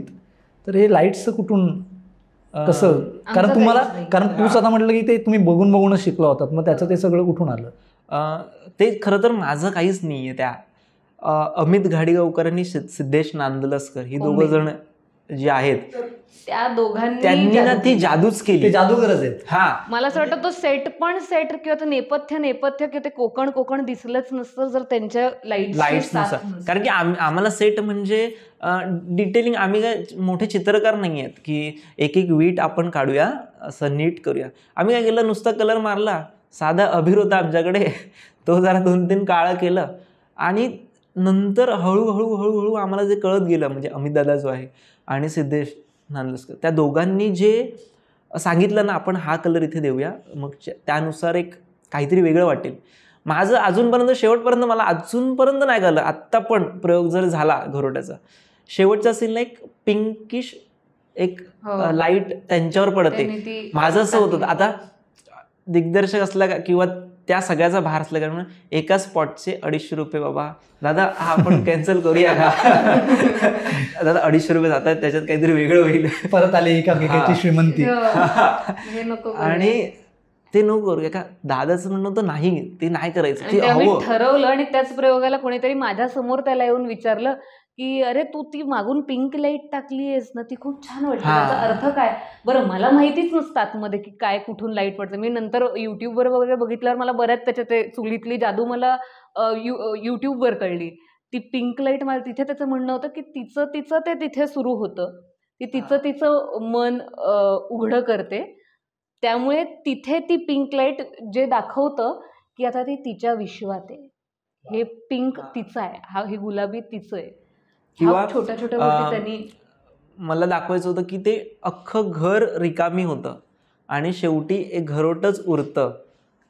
ते जे शेवटचं ज्याने ते केलं ना की हळूहळू मग विंडो सोर्स कमी करत गेला, हळूहळू विंगेतल्या ज्या वरांड्याच्या ज्या मधल्या पॅसेजच्या लाईट्स आहेत, विंग लाईट्स आहेत, ते कमी करत गेला हळूहळू. मग ते हळूहळू घरोटं एका बाजूला कोपऱ्यात एकटं घट्ट पडतंय ते आणि पूर्ण ती तिथे शिलाई जेव्हा तशी कर्टन जाते आणि पडतो ती ना, फक्त घरोट्यावर आहे आणि कर्ट हे सगळी त्याची दोघांची म्हणजे जे सामान्य प्रेक्षक असतात त्यांना काय वाटते, हा तर एकांकिका काय कोणतरी लिहितं, कोणतरी दिग्दर्शित करतं, अभिनय करतात काय त्याच्यात. हा, पण ते सेटचं काम, लाईटचं काम, संगीतचं काम हे जे इक्वल आहे, म्हणजे असं नाही की काही कुठेही 19-20 झालं तर ती रंगत नाही, ती एकांकिका रंगत नाही. हा. त्यामुळे आणि एक असतं ना की तू काय करतो, लाईट्स करतो, तू काय करतो, सेट करतो. ते तसं नाही आहे, लाईट्स करतो, सेट करतो. ते जे अपुरूप आहे ना, किंवा त्याच्यामध्ये पण जो थॉट लागतो, म्हणजे एकांकिका नुसती वाचून किंवा बघून ते तसं करता येत नाहीत. एकांकिका समजून घ्यावी लागत असेल. जो करणारा आहे त्याला त्याचं तत्त्वज्ञान, त्याचा नेमका काय गाभा आहे. तर शेवटच्या प्रसंगामध्ये कधी लेखिका म्हणून तुला जे काही दिसलं नाही ते लाईट्स करणाऱ्याला दिसतं. तर हे जे आहे तर याच्यावरती पण म्हणजे तेवढं क्रेडिट मिळत नाही जे तंत्रज्ञ आहेत किंवा मागची बाजू जे सांभाळतात. लोकांना वाटतं की लाईट्स म्हणजे काय, तर एरिया, लेफ्ट एरिया, एक राईट एरिया, मिडलला सेंटरला देऊया, किंवा जास्तीत जास्त गिमिक्स म्हणून फोको देऊ आपण एक. पण काही त्याच्या गोष्टी पुढे आहे, त्याच्या पुढे आहेत, त्या पलीकडे जे खूप चांगले चांगले प्रकाश योजना आहेत ते करतात. प्रत्येक रंगाचा एक अर्थ आहे, हा, त्या रंगाचा त्या- लाईट त्या रंगा- सोडण्यामध्ये एक आमचं अर्थ आहे. आता सिद्धेश नानोस्करने एक सांगितलेलं की तुम्हाला कॉस्ट्युम चेंज करा तुमच्या दोघींचे. मग आम्ही त्या कॉस्ट्युमनुसार जरा स्पॉटचे कलर चेंज करतो. ह्या फुगड्यांच्या छोट्या छोट्या वेळी. गोष्टी ह्या कोणाला माहिती ह्या आम्हाला पण माहिती नव्हत्या. नाही म्हणून तर आपण हे सुरू केलंय ना, की बघणाऱ्याला कळलं पाहिजे की ते जे विविध रंगांचे हा, लाईट्स म्हणजे तिने घातलेले कपडे पण मग ते लाईट्स नुसार त्याने ते कपडे घातलेत. प्रत्येक इनफॅक्ट कॉस्ट्युम पण करताना प्रत्येक बाईला तिच्या तिच्या स्वभावानुसार रंग दिले गेले होते. ह्या खूप कॉस्ट्युमचा पण खूप मोठा हातभार होता. त्यामुळे ह्या सगळ्या खूप छोट्या छोट्या गोष्टी ज्या माहिती नसतात की अरे वा छान दिसतंय हे, आपण ते छान दिसण्यामागच्या प्रत्येक गोष्टीलाही एक अर्थ आहे जो बऱ्याचदा माहीत नसतो. आणि तो म्हणून ती टेक्निकल टीम खूप मोठी असते. कधी कधी एकांकिका दिसते पण त्याच्या मागे जे घडतंय ना, आता देवघर झालं म्हणजे पहिला सीन झाला जर समजा, पण परत देवघरात पण बारीक बारीक चेंजेस चालू आहेत. एक कुठून तरी ब्लॅकआउटमधून एक ताट वरती येतंय, ते लोकांना कळत नाही बघताना, जे नंतर कळतं. ही जी मुलं ब्लॅकआउटमध्ये धावतात किंवा त्यावेळी पण स्पॉटचा तर मी तुला सांगितलं की 250 रुपये स्पॉट, त्यावेळी मग अमित दादा वगैरे त्यांची टीम मग एक एक कलर अक्षरशः त्या विंगेतली चेंज करायचे एका ब्लॅकआउटमध्ये. ते सगळं जे करणं आहे ना, दोन ह्याला दोन दोन हे मग एक कलर फिल्टर बदलणं तो असेल, किंवा आता एक त्यात खूप गोष्ट आहे की घरोटं पहिला देवघरात असतं आणि नंतर ब्लॅकआउट नंतर ते मध्यभागी येतं. मुळात ही पहिल्या प्रयोगाला झालेली चूक होती. ही चूक आहे खरं तर. ब्लॅकआउट मध्ये घरोटं ऑनस्टेज आलंच नाही आणि त्याच्यावर अख्खी एकांकिका आहे. आणि ते आलं नाही म्हटल्यावर मला माहिती होतं, मी निघताना मी साडी चेंज करून येते, ते निघताना मला दिसलं होतं. आणि माझं असं झालं की हे ना इथे आहे घरोटं, इथे आहे, मला लागतं इथे, कोणीतरी घेऊन जाऊन ते स्टेजवर ठेवा. तर आम्हाला त्या बॅकस्टेजलाही मुलं नव्हती, तर ना त्या मुली ज्या आहेत त्या आपल्या भावांना घेऊन यायच्या. म्हणजे अटलच्या वेळीची अटलच्या वेळची. तर त्यातल्या तिच्या एका भावांना माहिती होतं, बरं त्यांनी एकांकिका फक्त शेवटची बघितली होती, त्यामुळे त्याला असं झालं होतं की घरोटं देवघरात आहे, त्यामुळे त्यांनी ते घरोटं देवघरात ठेवलं चुकून. आणि मग पुढे ते आणि मग माझं आणि मी ऑनस्टेज आले आणि मी घरोटं बघायला, माझं पहिलंच सीन घरोटासोबत आहे, ओपनिंग पहिल्या ब्लॅकआउट. म्हटलं घरोटं नाही आणि लाईट्स आल्या, म्हटलं अरे बापरे. आणि मग ते जरा कानडोळ्याने दिसलं की ते देवघरात ठेवलंय. आणि मग मी ते देवघरात ते जरासं इम्प्रोवाइज करून देवघरातनं आणायला लावलं आणि तिथे जो सीन घडला तेव्हा मला असं वाटलं अरे हे गरजेचं आहे. त्या देवघराला आपण त्या घरोट्याला आपण देवघरात ठेवणं गरजेचं आहे. त्या प्रयोगापासून घरोटं सुरुवाती आणि शेवटी दोन्ही साईडला दोन्ही वेळेला ते देवघरात आहे. घरोटं आता निघालाच आहे विषय. त्यात एक वाक्य आहे की घरोटाच्या वरचं चाक पुरुष आणि खालचा चाक म्हणजे स्त्री. आता हा खूप मोठा थॉट आहे. आणि ते खालचं चाक स्थिर राहतं, पुरुष मग ते फिरत राहतो. ते तुझं काय दिसतंय मला वय काय फारसं नाही आहे आणि लग्नही मला वाटतंय झालेलं नाही आहे. तर मग हे ज्या संसारातल्या ज्या काही गोष्टी आहेत त्या आईबाबांच्या संसारात म्हणजे निरीक्षणातनं आलेल्या आहेत, वाचनातनं आलेल्या आहेत, की ते आपण जेव्हा संसार करू तेव्हा तो असं काहीतरी असेल? तिन्ही जरा-जरासं वाचनातनं कारण कविताच बहिणाबाईंच्या वाचल्या, त्यांचाच संघर्ष खूप मोठा होता. त्यामुळे त्यांच्या कवितेतनं आलेल्या काही गोष्टी, त्यानंतर असं काहीतरी करायचं जिथे बऱ्याचदा मला बायकांनी येऊन हे विचारलं सुद्धा आहे, आज्यांनी वगैरे काही प्रयोगांनंतर, की "बाळा तुझं वय काय आहे?" तेव्हा मी 21 वर्षाची वगैरे होते जेव्हा हे लिहिलं होतं. म्हटलं 21. तर बाळा मी ना आत्ता म्हणजे काहीतरी त्या आजी 73 वगैरे होत्या. माझं बाळा वय आता हे आहे आणि मी आता संसार केला काही 45-50 वर्ष मी संसार केलाय. माझ्या मनातल्या गोष्टी किंवा मला जे वाटतंय ते मला कधी सांगता आलं नाही, ते तू कसं सांगितलंस? आणि थँक यू तू हे सांगितलंस, कारण आमच्या ह्या गोष्टींना बाहेर कळत नाही आणि आम्हाला पण हे सांगायचं आहे बाहेर, की आम्हाला हा त्रास होतो. आणि तेव्हा मी खूप जनरल मी घरी जे बघत होती, मी आजूबाजूला माझ्या ज्या बायकांना ऑब्झर्व्ह करत होती. बऱ्याचदा पुस्तकं वाचणंच गरजेचं नाही, माणसं वाचता आली पाहिजे. आजूबाजूला होतंय ते वाचता आलं पाहिजे. आणि त्या वाचनातनं आलेलं हे होतं. मग घरी काही फार हॅपी गो लकी मस्त फॅमिली, त्यामुळे काही घरी काही सगळ्यांना त्रास होत नाही. पण प्रत्येक बाईच्या आतमध्ये काहीतरी आहे, प्रत्येक पुरुषाच्या आतमध्ये काहीतरी आहे, हे कुठेतरी मला जाणवत गेलं. म्हटलं त्या प्रत्येक बाईचं काहीतरी असणार. म्हणून ते की कोणी वाईट नाही आहे. मी भांडताना पण जेव्हा मला ट्रेनमध्ये मी वसईला राहते, तेव्हा मी खूप भांडणं बघते रोज ट्रेनमध्ये. पण मला माहिती आहे प्रत्येकजण भांडतं ते काहीतरी ऑफिसमध्ये करून आलंय आणि ते खूप कंटाळलेत, त्यामधनं ते येतंय.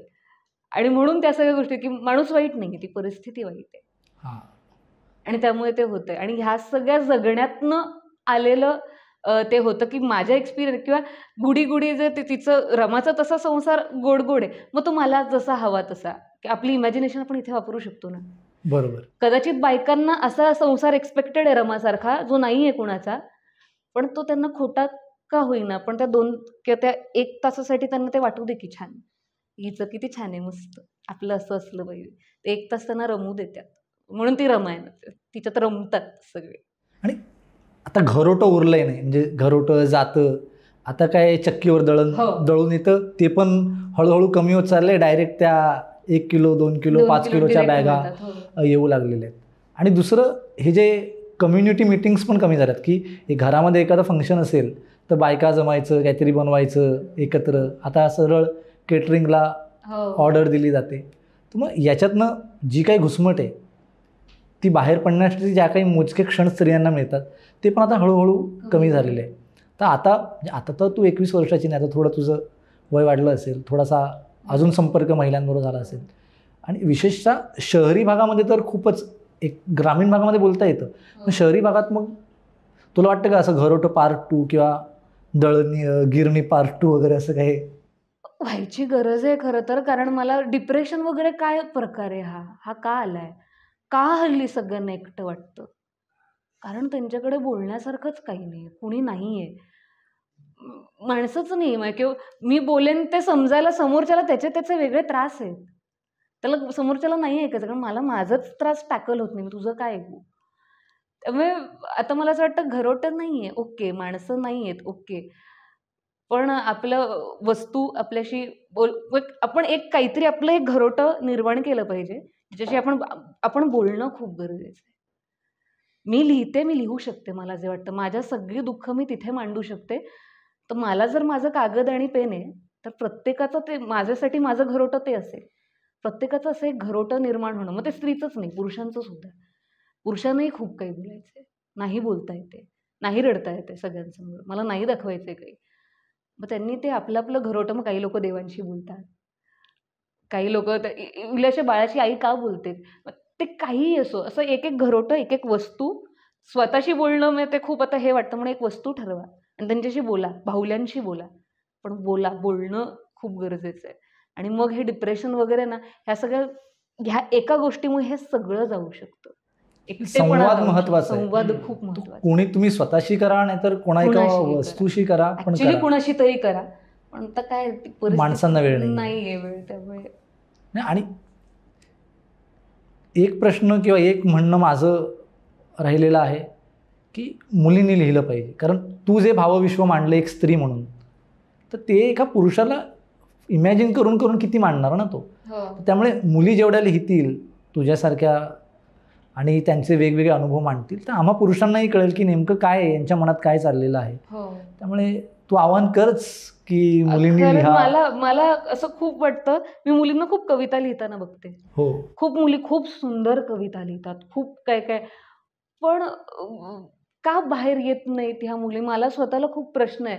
मग कदाचित माझ्यासारखी संधी मिळाली नाहीये का? तर या बाहेर, तुम्ही लिहू शकताय. तुम्ही इतकं इमोशनल आतून संवेदनशील, पुरुषांपेक्षा मुली किंवा स्त्रिया खूप संवेदनशील असतात आणि ते खूप त्यांना खूप वाटतं, त्यामुळे ते खूप बोलू शकतात, त्यामुळे ते लिहूही शकतात.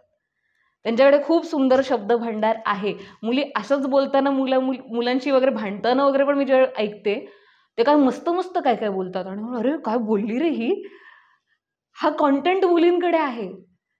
जर कविता करू शकता तुम्ही, इतकं सुंदर बोलू शकता, मग लिहिणं तुमच्यासाठी काहीच नाहीये. कदाचित बऱ्याच मुली लिहितायत, पण तुम्हाला बाहेर येण्याची गरज आहे. स्टेज तुमच्यासाठी आहे. तुम्ही स्टेजपर्यंत आता या आणि लिहा, कारण गरज आहे. पुरुषही आहेत आपल्याकडे प्राजक्त देशमुख आहे, जो स्त्रियांच्या ह्याच्याने खूप सुंदर लिहितो. बरोबर. पण माझ्या मते चंद्रकांत कुलकर्णी अहमदनगरच्या ह्याच्यानंतरच हे म्हणाले की 100 एकांकिका आल्या, त्यातनं किती त्या फायनलला 30 वगैरे गेल्या. तर माझी खंत इतकीच आहे की त्यातली फक्त एक स्त्री लेखिका होती. अशा अजून स्त्री लेखिका आल्या पाहिजेत, तर त्यांची वेगळी म्हणणं आम्हाला कळेल. आणि मुलींकडे खूप आहे बोलण्यासारखं, तुमच्याकडे खूप आहे लिहिणं, तुम्ही खूप जगता, तुम्हाला खूप त्रास आहे. स्त्री ही मुळात सृजनशील आहे, सृजन तिच्यापासून होतं. तर मुलींनो लिहा. आमच्या कमेंट बॉक्समध्ये जर कोणाला काही मदत हवी असेल की बाबा मला हा विषय आहे, कसं त्याची मांडणी करायची आहे, तर ती तुम्ही आम्हाला लिहून पाठवू शकता. आम्ही तुम्हाला संपर्क साधू. गायत्री मदत करेल त्याच्यामध्ये, मदत करायला. तर आपण ते करू. थॉट जरी असला की कसं लिहायचं आहे या संदर्भात पण आपण काम करू त्याच्यावरती. कारण ए फॉर एकांकिकेचा उद्दिष्टच ते आहे की जे आजपर्यंत प्रकाशझोतात नाही आलेलं आहे, तर ते प्रकाशझोतात आलं पाहिजे. तर मुलींनी पुढे येऊन एकांकिका लिहिली तर आम्हाला, आणि स्पेशली गायत्रीसारखं सुंदर दिसणाऱ्या मुलींनी अरे की जी लिहिते पण अभिनय पण करते, दुहेरी काम एकाच वेळी करते. तर आता घरोटं झालं, पारितोषिकं मिळाली, या सगळ्या याच्यामध्ये जे एक सपोर्ट लागतो ना, तो सपोर्ट नाट्यस्पर्शने 2 नावाने तुम्ही करता. नाट्यस्पर्श काय आणि मग भवन्स महाविद्यालयाचं कसं त्या याच्यामध्ये भूमिका होती? खरं तर कारण मी म्हटलं की कोविडमध्ये सुरू झालं, त्यामुळे कॉलेज जेन्युनली काही करू शकत नव्हतं, कारण तो कोविडचा गाईडलाईन्स होते, कॉलेज मिळू शकत नव्हतं वगैरे. त्यामुळे नाट्यस्पर्शाने काम सुरू केलं होतं. अटल झाल्यानंतर आय गेस नंतर सगळं हे झालं, आणि त्यानंतर त्यांची जी मदत मिळाली ती बऱ्यापैकी, म्हणजे खूप, म्हणजे आमच्यासाठी ती खूप होती. कारण त्यानंतर एक प्रयोग झाला, त्यानंतर सगळं आपलं छानच आहे आणि तो खूप पैसा असं नाही होत. पुढे खूप मदत लागते. जागा ही सर्वात मोठी, सर्वात आडकाठी जर एकांकिकांना कशामुळे येते तर ती जागेमुळे येते. आणि ते आमच्याकडेच नाही की सगळ्यांमध्ये तेच होतं. आम्ही एक जागा असली ना, म्हणजे त्या कॉलेजने त्या मुलांना फक्त जागा जरी दिली ना, त्यांना मुलांना रिहर्सल करण्यासाठी, ते खूप झालं मग त्यांच्यासाठी. त्यांना नकोय पैसा, त्यांना पैसा नकोय तुमचा, त्यांना खूप कमी गरज आहेत आमच्या. तर तेवढ्या गरजा जरी पूर्ण केल्यात ना, तरी मला असं वाटतं एकांकिकेच्या मुलांकडे इतकी एनर्जी आहे, इतकी क्रिएटिव्हिटी आहे, ती मुलं काहीही करू शकतात. त्यांच्यात खूप एनर्जी आहे. म्हणजे त्यावेळी पण आपण पूर्वीच्या जे एकांकिका करून गेले ते आता इंडस्ट्रीत आहेत, त्यांचे पण जेव्हा अनुभव ऐकतो ना, की कोथिंबीरीची जुडी दादरून घेणार आणि दुसरीकडे विकून त्याच्यावर एकांकिका केल्यात, आताची मुलं पण करतात. आताच्या मुलांनी पण कोविडमध्ये सुका-जवळा किंवा असं काहीतरी फरसाण वगैरे विकून एकांकिका केलेल्या आहेत, एकांकिका उभा केल्या आहेत. त्यांना फक्त जागेची गरज आहे. त्या मुलांना ती जागा तुम्ही प्रोव्हाइड करा. जास्त भली मोठा हॉल नको आहे त्यांना, एक चौकट जरी मिळाली ना, त्यात पण काय करून दाखवतील ती मुलं. ती मदत भवन्स महाविद्यालयाकडनं, आणि बऱ्याचदा म्हणजे खूप ऑफिशियली पण नाही पण अनऑफिशियली पण काही शिक्षकांची आम्हाला इतकी मदत झाली आहे, ज्यांनी प्रयोग बघितलाय त्यांनी सुद्धा, की कोणीतरी पैशाचीच मदत केली, की यंदा टेम्पोला पैसे नाही आहेत, अहमदनगरला जायचंय पण गाडी भाड्याला पैसे नाहीत किंवा तिकिटीला पैसे नाहीत, मग हे तिकीट किंवा गाडी आम्ही स्पॉन्सर करतो. अशी मदत तिथून बऱ्याच अनेक अदृश्य हात असतात. नाही खूपच आहे.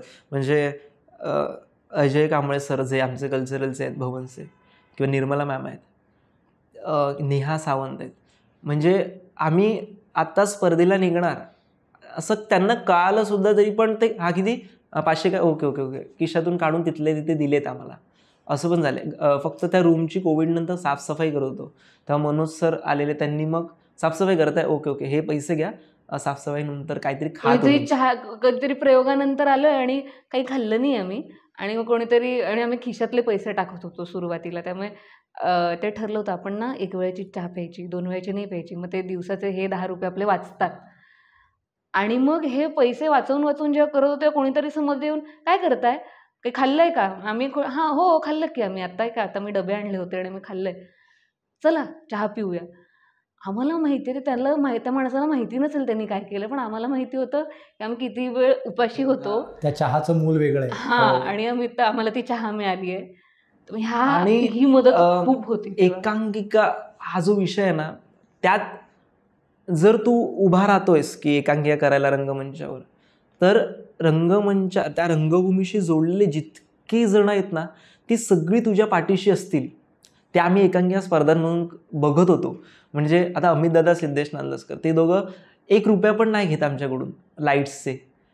म्हणजे हां, म्हणजे तेच लाईट डिझायनिंगला 7,000 रुपये किंवा ऑपरेटिंगला 3,000 रुपये प्रत्येक कोणी मागेल, पण ते पैसे न घेता करणं. मग अमितदादाचं एक वाक्य आठवतं की कमवायची नाटकं वेगळी असतात आणि जगायची नाटकं वेगळी असतात, तेव्हा जगायच्या एकांकिका तुम्ही करत होता.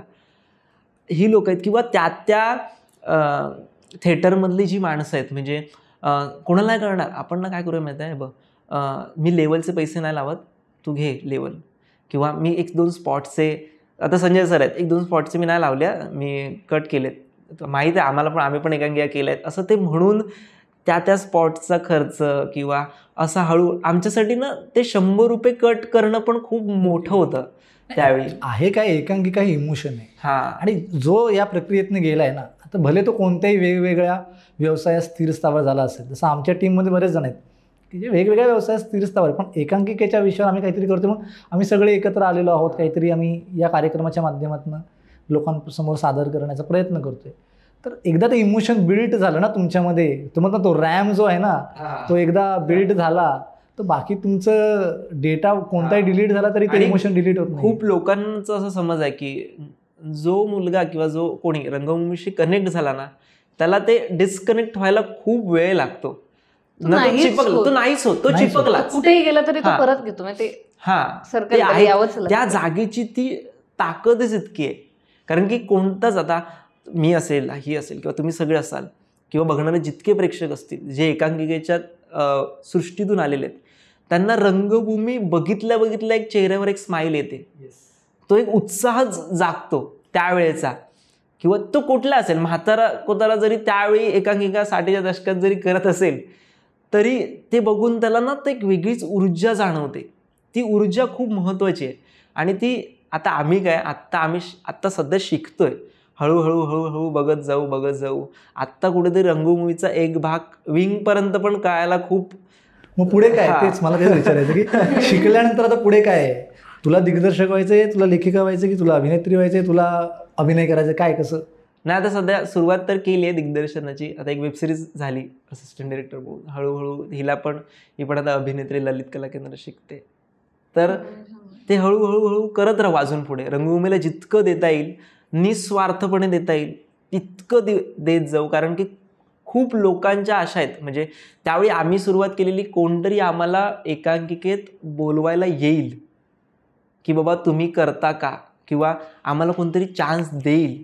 इथून जी आमची सुरुवात, ते आम्ही कोणाला तरी, आता तुम्हाला जर एकांकिका करायची असेल तर तुम्ही या करा, आमच्याकडे प्लॅटफॉर्म आहे, तुम्ही ऑडिशन्स द्या, तुम्ही जे काही करता येईल. म्हणजे एकांकिकेत फक्त अभिनयच खूप मोठा आहे असं नाही, त्या बॅकस्टेजवाल्याला तो मी मोडा ठेवला, याचा माज जो आहे ना, बरोबर, तो खूप मोठा आहे.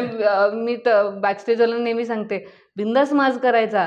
अभिनेता काही असो, त्यांना म्हणायचं मी जर मोडा ठेवलाच नाही ना तर तू बसणारच नाही. एक गोष्टीचा माज असला पाहिजे, तुम्ही कितीही छोटी गोष्ट करताय. मला त्यांचा हातभार खूप जास्त वाटतं. मग आम्ही इथपर्यंत जे काही ह्याच गोष्ट, आता बघू अभिनेत्री म्हणून करायला आले तर, पण आता हे आलंच आहे, पदरी पडलंच आहे आणि ते नाही झालंच आहे लेखन पवित्र सुरूच तर- ठेव, कारण तूच नाही सांगितली गोष्ट तर मग हो. महिलांचं भावविश्व आम्हाला कसं कळणार ना. तर मग आता लिहित राहीन. मला म्हणजे आधी कदाचित मी नसतं लिहिलं. काय पण- चालू आहे का सध्या? हा हम्म? सध्या मला खूप लोकांनी सांगितलं त्यानंतर की आता बस कर, एकांकिकेतनं बाहेर पडा, आता तुम्ही मोठे झालं, कॉलेज संपलंय. पण एकांकिका ही अशी हे की आज असं झालं नाही, मी ह्यात खूप एक्सप्लोअर करू शकते. बरोबर. हे माझं मला मांडायचं बाहेर, मी व्यावसायिक, मला खूप गणितांमध्ये पडावं लागेल. मला जे मांडायचं ते मला एकांकिका आणि एकांकिकेचा प्रेक्षक तो आहे ज्यांनी सगळं ओपन केलंय, आणि त्याला मी आज काही दिलं ना तो खाणार आहे. हा, म्हणजे आता व्यावसायिक नाटकात बॅरियर आहे की व्यावसायिक नाटक अशी हवीत, किंवा प्रायोगिक नाटकात एक बॅरियर, प्रायोगिक नाटक असं हवं, ह्याला प्रायोगिक नाटक म्हणतात, ह्याला व्यावसायिक नाटक म्हणतात. पण एकांकिकेत असं कुठलंच बॅरियर नाहीये. की तुम्ही काही करा, काही तुम्ही करा. सायफाय करा, हा. तुम्ही कॉमेडी करा, तुम्ही जुनं काहीतरी करा, हा. तुम्ही संगीत करा, सगळ्याचा प्रेक्षक अवेलेबल आहे. देवा घरोटा घरोटा तुझ्या मनातली गोठ सर्व्या दुनियेच पोट घरी कर्माचा मरोट चालव बाई घरोट चालव बाई घरोट जोडता तोडला त्याले नात म्हणू नाही ज्याच्यातून येत पीठ त्याले जात म्हणू नाही. आता रमा आणि घरोट यांचं एक नातं आहे. ते जसं ते वाक्यच आहे ना, स्थिर असतं खालचं चाक आणि वरचं चाक फिरत असतं. तर रमा, तिचा जो संवाद आहे घरोट्याशी, हे जे सगळं आहे, जे तुला ते तू स्पेसिफिकली तसं टाकलं की तू जसं म्हटलं फोनवर, आणि मग त्या दिवशी तुला ते सुचलं? नाही, ते माझ्यामध्ये ती एक गोष्ट आहे जी आधीपासून एकांकिकेत होती.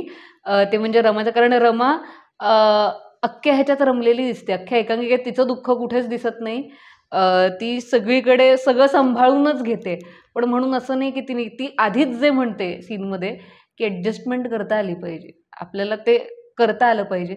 मग तिने काय केलंय हे त्या शेवटच्या पीसमध्ये कळतं की मीही इतकं ॲडजस्ट, की मी जेव्हा इथे आले होते तेव्हा कोणी नव्हतं माझ्यासाठी, मला बोलणारं कोणी नव्हतं, कारण मी आली बाहेरून आणि मला इकडच्या लोकांशी जमून, कारण तो काळ दाखवतो, आम्ही खूप आधीचा काळ दाखवत होतो, तेव्हा काही बायका खूप लहान असायच्या, त्यामुळे ते पटकन जाऊन कोणाशी बोलू शकत नव्हत्या. मग तिने मग ते तिचं दुःख पण मग तेही मांडणं गरजेचं आहे की तिलाही झालंय दुःख.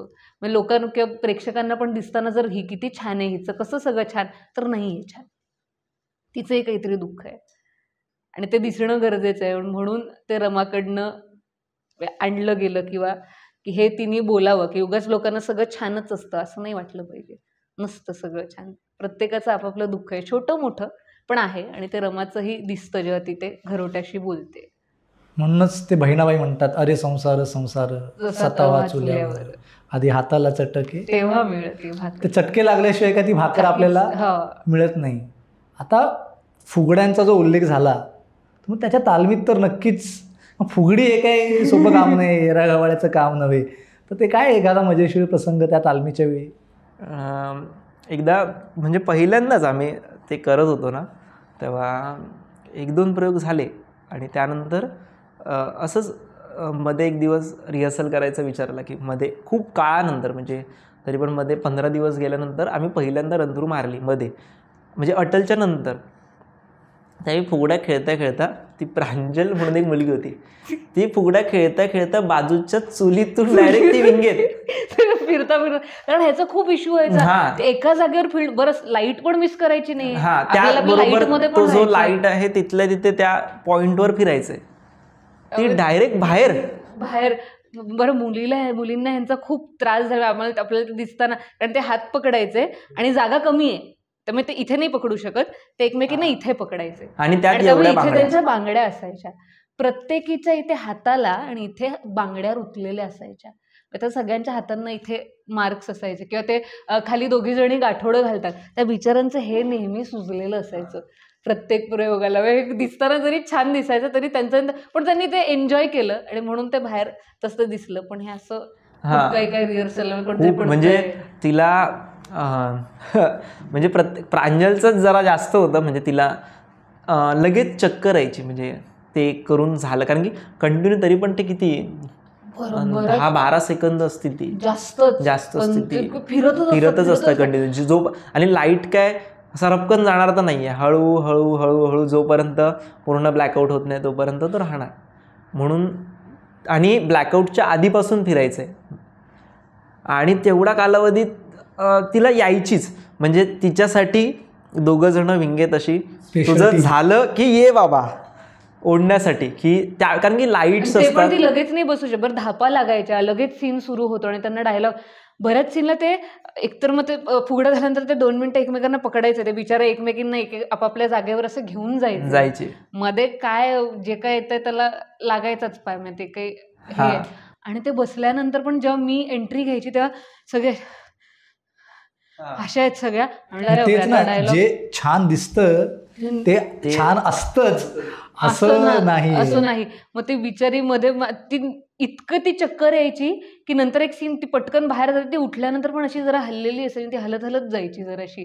ते दिसत नसेल फारसं, पण त्यांना खूप त्रास व्हायचा फुगड्या. आणि चुलीकडे मनाली होती, तर मनालीला पण तो धूर कंटिन्यू, ती ॲलर्जी होती, तर तिला मग ती स्वतः तिला शिंका यायच्या. प्रयोगात त्या कुठे गायब व्हायच्या ते आम्हाला अजून नाही. प्रयोग झाला की ह्या 2-3 मुली विंगेत चक्कर येऊन पडल्यात काय, झोपल्यात काय, यावर संशोधन व्हायचं बाकी आहे. बऱ्याच प्रयोगात बसलेला आवाज कसा काय नीट होतो, आपण करू संशोधन करू, नासाकडे पाठवूया. आता एकांकिका करताना अनेक प्रसंग घडतात, सादर करताना, तालीम करताना असे काहीतरी ठळक प्रतिक्रिया असतील, प्रेक्षकांकडनं असेल, कुटुंबांकडनं असेल, तर तुमच्याकडनं एक प्रतिक्रिया जाणून घ्यायला आवडेल. तुझं असं प्रेक्षक किंवा तुझे पालक कधी बघायला आले असतील आणि मग काही घडलं? माझे पालक असे होते, त्यांना इतकी आवड आहे काय मला माहिती नाही, ते माझ्या सगळ्या प्रयोगांना येतात, सगळ्या. म्हणजे पुण्याला सुद्धा ते ट्रेननी येतात आणि ते बघतात. कारण मुळात माझे पालक हे माझे सर्वात मोठे क्रिटिक आहेत. आजचा प्रयोग हे नाही आवडलं, त्या दिवशीचं हे बरं झालं होतं, हे ते मला नेहमी, आज नाही जमलं काहीतरी आज, तर ते हे नेहमी होतं. आणि ज्याची मी खूप आतुरते, मला खूप बायका येऊन भेटायच्या, तर आय वॉज लाईक की हां बायकांना आवडते. मी वाट बघत होती की एखादा पुरुष येऊन त्यांनी सांगावं की मला हे आवडलं, आपल्या वयाची मुलं सोडून, की मला हे रिलेट झालं हे सांगायला कोणीतरी यावं. कारण माझ्यासाठी सोपानचं पात्र पण खूप जवळचं होतं, कारण तो कळणं ही जितक्या ह्या बायका कळल्या तितका सोपानही कळलं पाहिजे, त्याची मुलगी जाते, त्याचंही खूप मोठं दुःख आहे, तर ते कोणाला कळलं. आणि मी ह्याची वाट बघत होते आणि अचानक एक प्रयोग झाला. माझ्या एवढे सगळे प्रयोग बघत होते आणि एका दीर्घांकाच्या प्रयोगात पुण्यात प्रयोग तसा झाला बरा, आणि सगळं चाललं. आणि माझे वडील आले आणि काहीच बोलले नाही, हां बरा झाला वगैरे. आणि कोणतरी बोलत होतं आणि वडिलांच्या ह्याच्याने त्यांनी माझी मुलगी हिनीच लिहिली एकांकिका वगैरे असं ते त्यांचं ते कौतुक करून झाल्यानंतर मी जरा पुढे गेले आणि मला आवाज आला पण, आणि मागे वडील, माझे वडील ढसाढसा रडत होते. आणि त्यांनी मिठी, माझ्यासाठी मी आयुष्यात माझ्या वडिलांना रडताना बघण्याचा तो पहिला, म्हणजे नॉर्मल ठीक आहे, पण इतकं रडणं की त्या दिवशी मला कळलं, जर माझं कौतुक असतं ते वडील म्हणून, तर ते इतक्या प्रयोगात झालं असतं, ह्यापेक्षा सुंदर प्रयोग झाले होते आधी. पण ते एका प्रेक्षकाचं किंवा ते एका बापाचं रडणं होतं, ज्याला मुलगी माझी उद्या जाणार आहे ह्याचं दुःख होतं कदाचित, किंवा प्रेक्षक म्हणून काहीतरी खूप रिलेट झालं होतं. आणि त्या दिवशी माझे वडील नाही तर त्या प्रेक्षकांमधला किंवा एक बाप त्या दिवशी रडला मला मिठी मारून, आणि मला असं झालं की हां हे हवं होतं. हा एक अविस्मरणीय क्षण माझ्यासाठी. माझे वडील रडले आणि तिथे म्हणाले की ओके आता आपण जिंकलोय, आता मिळाले आपल्याला. म्हणजे हे सगळं ट्रॉफी आणि याच्या खूप पुढे जाणार खूप आहे. पुढचं आहे हे. जेव्हा बायका येऊन बोलतात ना, हे बायका येऊन रडतात समोर. कळतं बऱ्याचदा कळतं ह्याचं, हिचं नक्की ह्या 8 जणींपैकीचं एक दुःख हिचं आहे म्हणून ही इतकं रडते. अख्ख्या प्रयोगात ते हे आवाज येत असतात तेव्हा कळत असतं की किती बायकांना दुःख होतंय. कधी कधी असं वाईटही वाटतं की अरे बापरे, आपण खूप रडवतोय का, ह्यांना खूप त्रास नाही ना देत आहोत आपण ह्यांना. आणि ते आवाज कंटिन्यू येतात. बायकाच्या बांगड्यांचा आवाज पटकन येतात हो. वगैरे आवाज येतात. म्हटलं अरे बापरे, आज खूप प्रेक्षक कळत असतो आतमध्ये बसून खूप बायका रडतायत विडतायत. बऱ्याच येऊन भेटत नाही पण काही येऊन भेटतात, मिठ्या मारतात, तेव्हा कळतं. पप्पी घेतात. आणि ते इतकं मोठं असतं की त्यांना ते त्यांच्या डोळ्यातनं काही बोलत नाहीत पण त्यांच्या डोळ्यातनं कळतं की त्यांचं दुःख जे होतं ना, जे इतके दिवस बाहेर पडलं नव्हतं, ते आज माझ्यामार्फत बाहेर पडलं कदाचित, की आमच्या त्या 8 जणींमार्फत, या एकांकिकेमार्फत ते बाहेर पडलं. मग असंच नाही, कॉमेडी किस्से पण घडतात. म्हणजे खूप वेगवेगळे अनुभव आम्हाला आलेत. म्हणजे फक्त रडत नाहीत, लोक गप्पा पण मारतात एकांकिका सुरू असताना. आता म्हणजे हिच्या घरचं झालं, आता माझ्या घरचे पण एकदा एकांकिका बघायला आले. माझी आई आली, एकांकिका बघितली, झालं. आता आई अशी समोरून येते चालत आली, मला वाटलं आता कौतुक करेल. आली आणि मला विचारते, छान झाली एकांकिका, मस्त आहे, छान आहे, मला रडू आलं, पण तू एकांकिकेत नाही आहेस. माझं मम्मी डिरेक्टर आहे ना, तर बसवतो एकांकिका. हां, मग आता झाली ना, बसली ना एकांकिका, मग आता उद्यापासून जायचं नाही. झाले तुझं काम झालं ना. हा, तू 1.5 महिने काय करत होतास, तू तर दिसतच नाहीस. 1.5 महिने तू कसं. आणि आता आईला हा एपिसोड दाखवायचा आणि सांगायचं की काय आणि 1.5 महिने. दुसरा किस्सा असं, आम्ही बोरिवलीला प्रयोग करत होतो, म्हणजे 2 अंकी 2 अंकीचा प्रयोग करत होतो. आणि साहिल म्हणून एक लीड करत होतो त्यावेळी, सोपांचा कॅरेक्टर. आणि बोरिवली प्रबोधनला कसं झालं, आमचा तो प्रयोगच वेगळा झाला, कारण की पहिल्यांदा तिकिटांवर तिकीटं विकली गेली, म्हणजे पूर्ण सीट्स फुल झाले. मधला जो जिन्यांवर लोकांनी 100 रुपये, म्हातारे कोतारे 100 रुपये देऊन तिथे बसलेले मध्ये. आणि तो प्रयोग म्हाताऱ्यांचा, म्हणजे तो आम्ही सिनियर सिटीजन वाला प्रयोगच झाला, कारण खूप सिनियर सिटीजन होते, व्हीलचेअर. सिनियर सिटीजनच म्हणा, म्हातारे जरा. हा, पण ते गोड असतं ना, मला खूप आवडतं जेव्हा ते येतात. ते गोड गोड आजी आजोबा होते, सगळे आले होते. आजी आजोबा, म्हातारे नाही, आजी आजोबा. आजी आजोबा. आणि आले, आम्हाला पहिल्यांदा वाटलं की एक वेगळा वर्ग आमचं एक नाटक बघायला आलाय. सुरुवात झाली, नाटकाची सुरुवात झाली. पहिला हिचं झालं, सगळं झालं. मी म्युझिक करत होतो, तर म्युझिकला बसलेलो.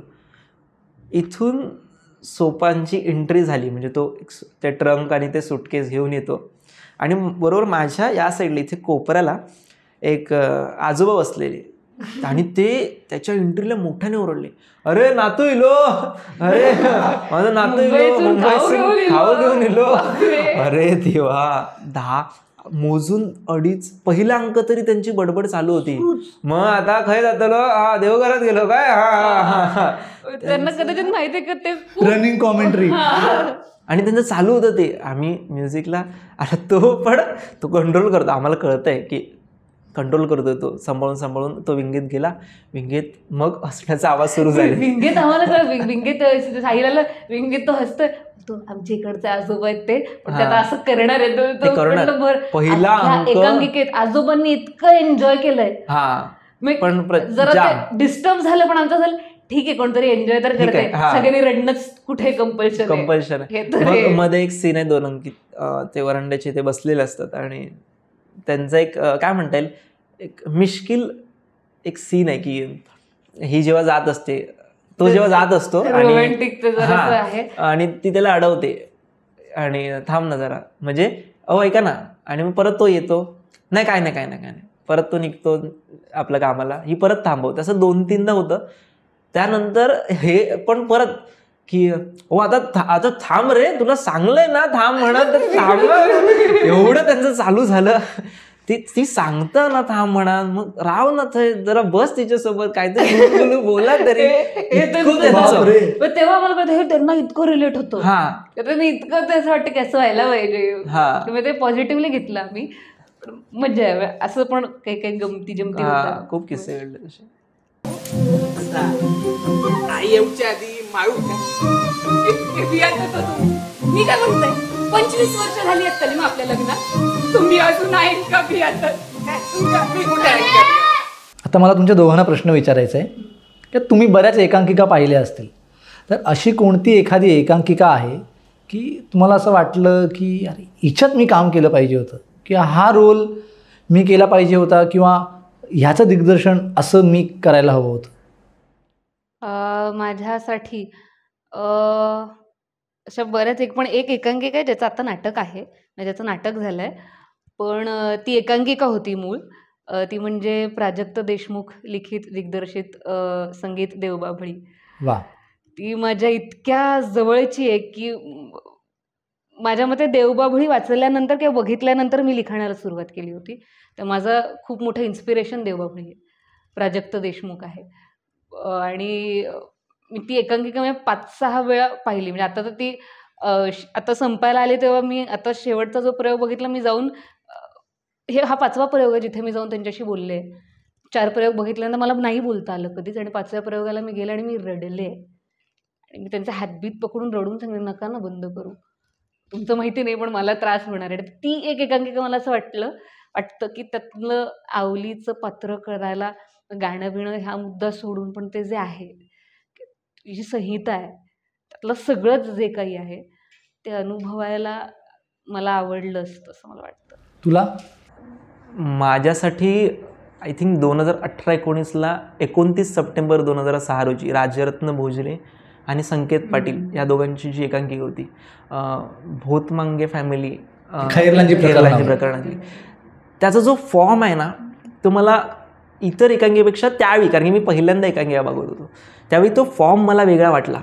आणि त्यात जे बॅकस्टेज जरी करता आलं असतं ना तरी, किंवा मला मारा असं जरी सांगितलं असतं ना तरी चाललं असतं मला त्याच्यात काही. म्हणजे एक क्राऊडमध्ये मी कोणाला तरी मारतोय किंवा मी स्वतः मार खातोय किंवा काही असेल, मला ते काहीही चालेल मला, कारण की तो फॉर्मच वेगळा आहे की एका रंगमंचावर फक्त काही लेवल्स आहेत आणि त्याच्यातच कोड घडतं आहे, त्याच्यानेच तिथले तिथे त्यांचं डांबून ठेवलेलं जे काय तो एरिया आहे तो दिसतो, तिथेच एकाचं घर दिसतं, तिथेच एक वेगळं काय म्हणतात मोर्चा निघतोय, न्यूज रिपोर्टिंग तिकडेच चालू आहे.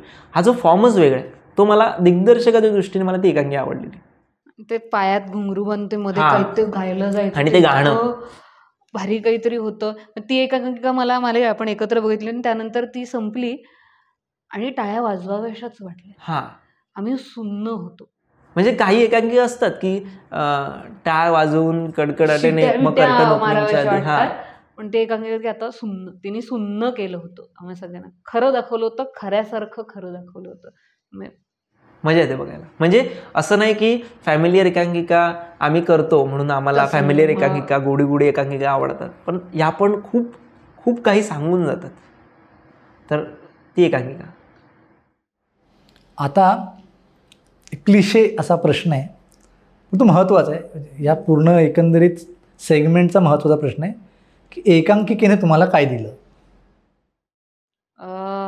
एकांकिकेने मला माणूस म्हणून खूप डेव्हलप केलं असं मला वाटतं. गायत्री खूप नॉर्मल मुलगी किंवा खूप हे राहिली असती. मी भांडायला शिकले, मी मनातलं व्यक्त व्हायला शिकले, जे मनात आहे ते बोलायचं. जज करून करणार काय करणार ही खूप पुढची गोष्ट आहे, पण आहे त्या परिस्थितीत आपण जगू शकतो आणि आहे त्या परिस्थितीत आपण काहीही करू शकतो, हे मला एकांकिकेने शिकवलं, की हे मला एकांकिकेने दिलं असं मला वाटतं. वा. आणि मला खरं तर जे काही आत्ता मी आहे किंवा माझ्यासोबत आत्ता जी लोकं आहेत किंवा जे काही मला सांगायचं आहे लोकांना, किंवा हे सगळं, किंवा ती रंगभूमी आहे, किंवा माझे थॉट्स जे आहेत किंवा इतरांचे थॉट्स मी बघतो, किंवा या ज्यात आपण काय म्हणतो एक माणुसकीच्या त्या चौकटीत कसं वावरायचं. म्हणजे लोकांना वाटतं की एकांकिकेत काम करणारी मुलं म्हणजे बरोबर नसतील, ती वाया गेलेली मुलं आहेत, पण ती खरी जबाबदार मुलं आहेत. कारण की 1 रुपया आपण कसा वापरायचा, किंवा ती माझी प्रॉपर्टी आहे, तो मोडा आपण किती जपला पाहिजे. या छोट्या छोट्या गोष्टी आहेत ना, या किती जपल्या पाहिजेत या एकांकिकेनं मला शिकवल्या. आणि त्या रंगभूमीचं जे दान आहे ना, म्हणजे तिने आता माझं वय तसं बघायला तर कमी आहे, आणि या कमी वयात जे रंगभूमीने दिलं ना, ते मला यापुढे परत त्या रंगभूमीला द्यायचं आहे. म्हणून यापुढच्या एकांकिका सगळ्या जे कोणते असतील त्या रंगभूमीला असतील, त्या चौकटीत काम करण्यासाठी खूप खूप खूप मनापासून असतील. तर रंगभूमीला खूप दिले मला पण. छान. आता आपण जाऊया रॅपिड फायरकडे. तर पहिलं तुझी आवडती एकांकिका, पटकन तू सांगायचं मग त्याने सांगायचं. पैठणी. ब्रह्मास्त्र. तुझा आवडता लेखक दिग्दर्शक. प्राजक्त देशमुख. प्राजक्त देशमुख. दिग्दर्शक. प्राजक्त देशमुख. वा. नाही, चंद्रकांत कुलकर्णी. हा चंद्रकांत सर. तर हा थोडा इमोशनल प्रश्न आहे. घरोटं की प्रवास? घरोट. नाही, प्रवास. माझ्यासाठी प्रवास. INT की सवाई? INT. सवाई. ओके. आणि आवडता पदार्थ म्हणजे एकांकिकेतला आवडता पदार्थ वडापाव, समोसा, पाव की मग ती चाट मसाला, ते चाट? चाट. समोसा विथ शेजवान चटणी आणि कांदा साईडला. आता काय आहे, एवढा संवाद करून काय माझं मन भरलेलं नाही आहे. तुमचा प्रवास कळला, लिखाणाची प्रक्रिया कळाली, सादरीकरण कसं केलं, सगळं कळालं. बहिणाबाईंचा उल्लेख झाला आणि त्याने सांगितलं की तू गातेस सुरुवातीला. मग एखादी बहिणाबाईंची ओवी होऊन जाऊ दे. हां.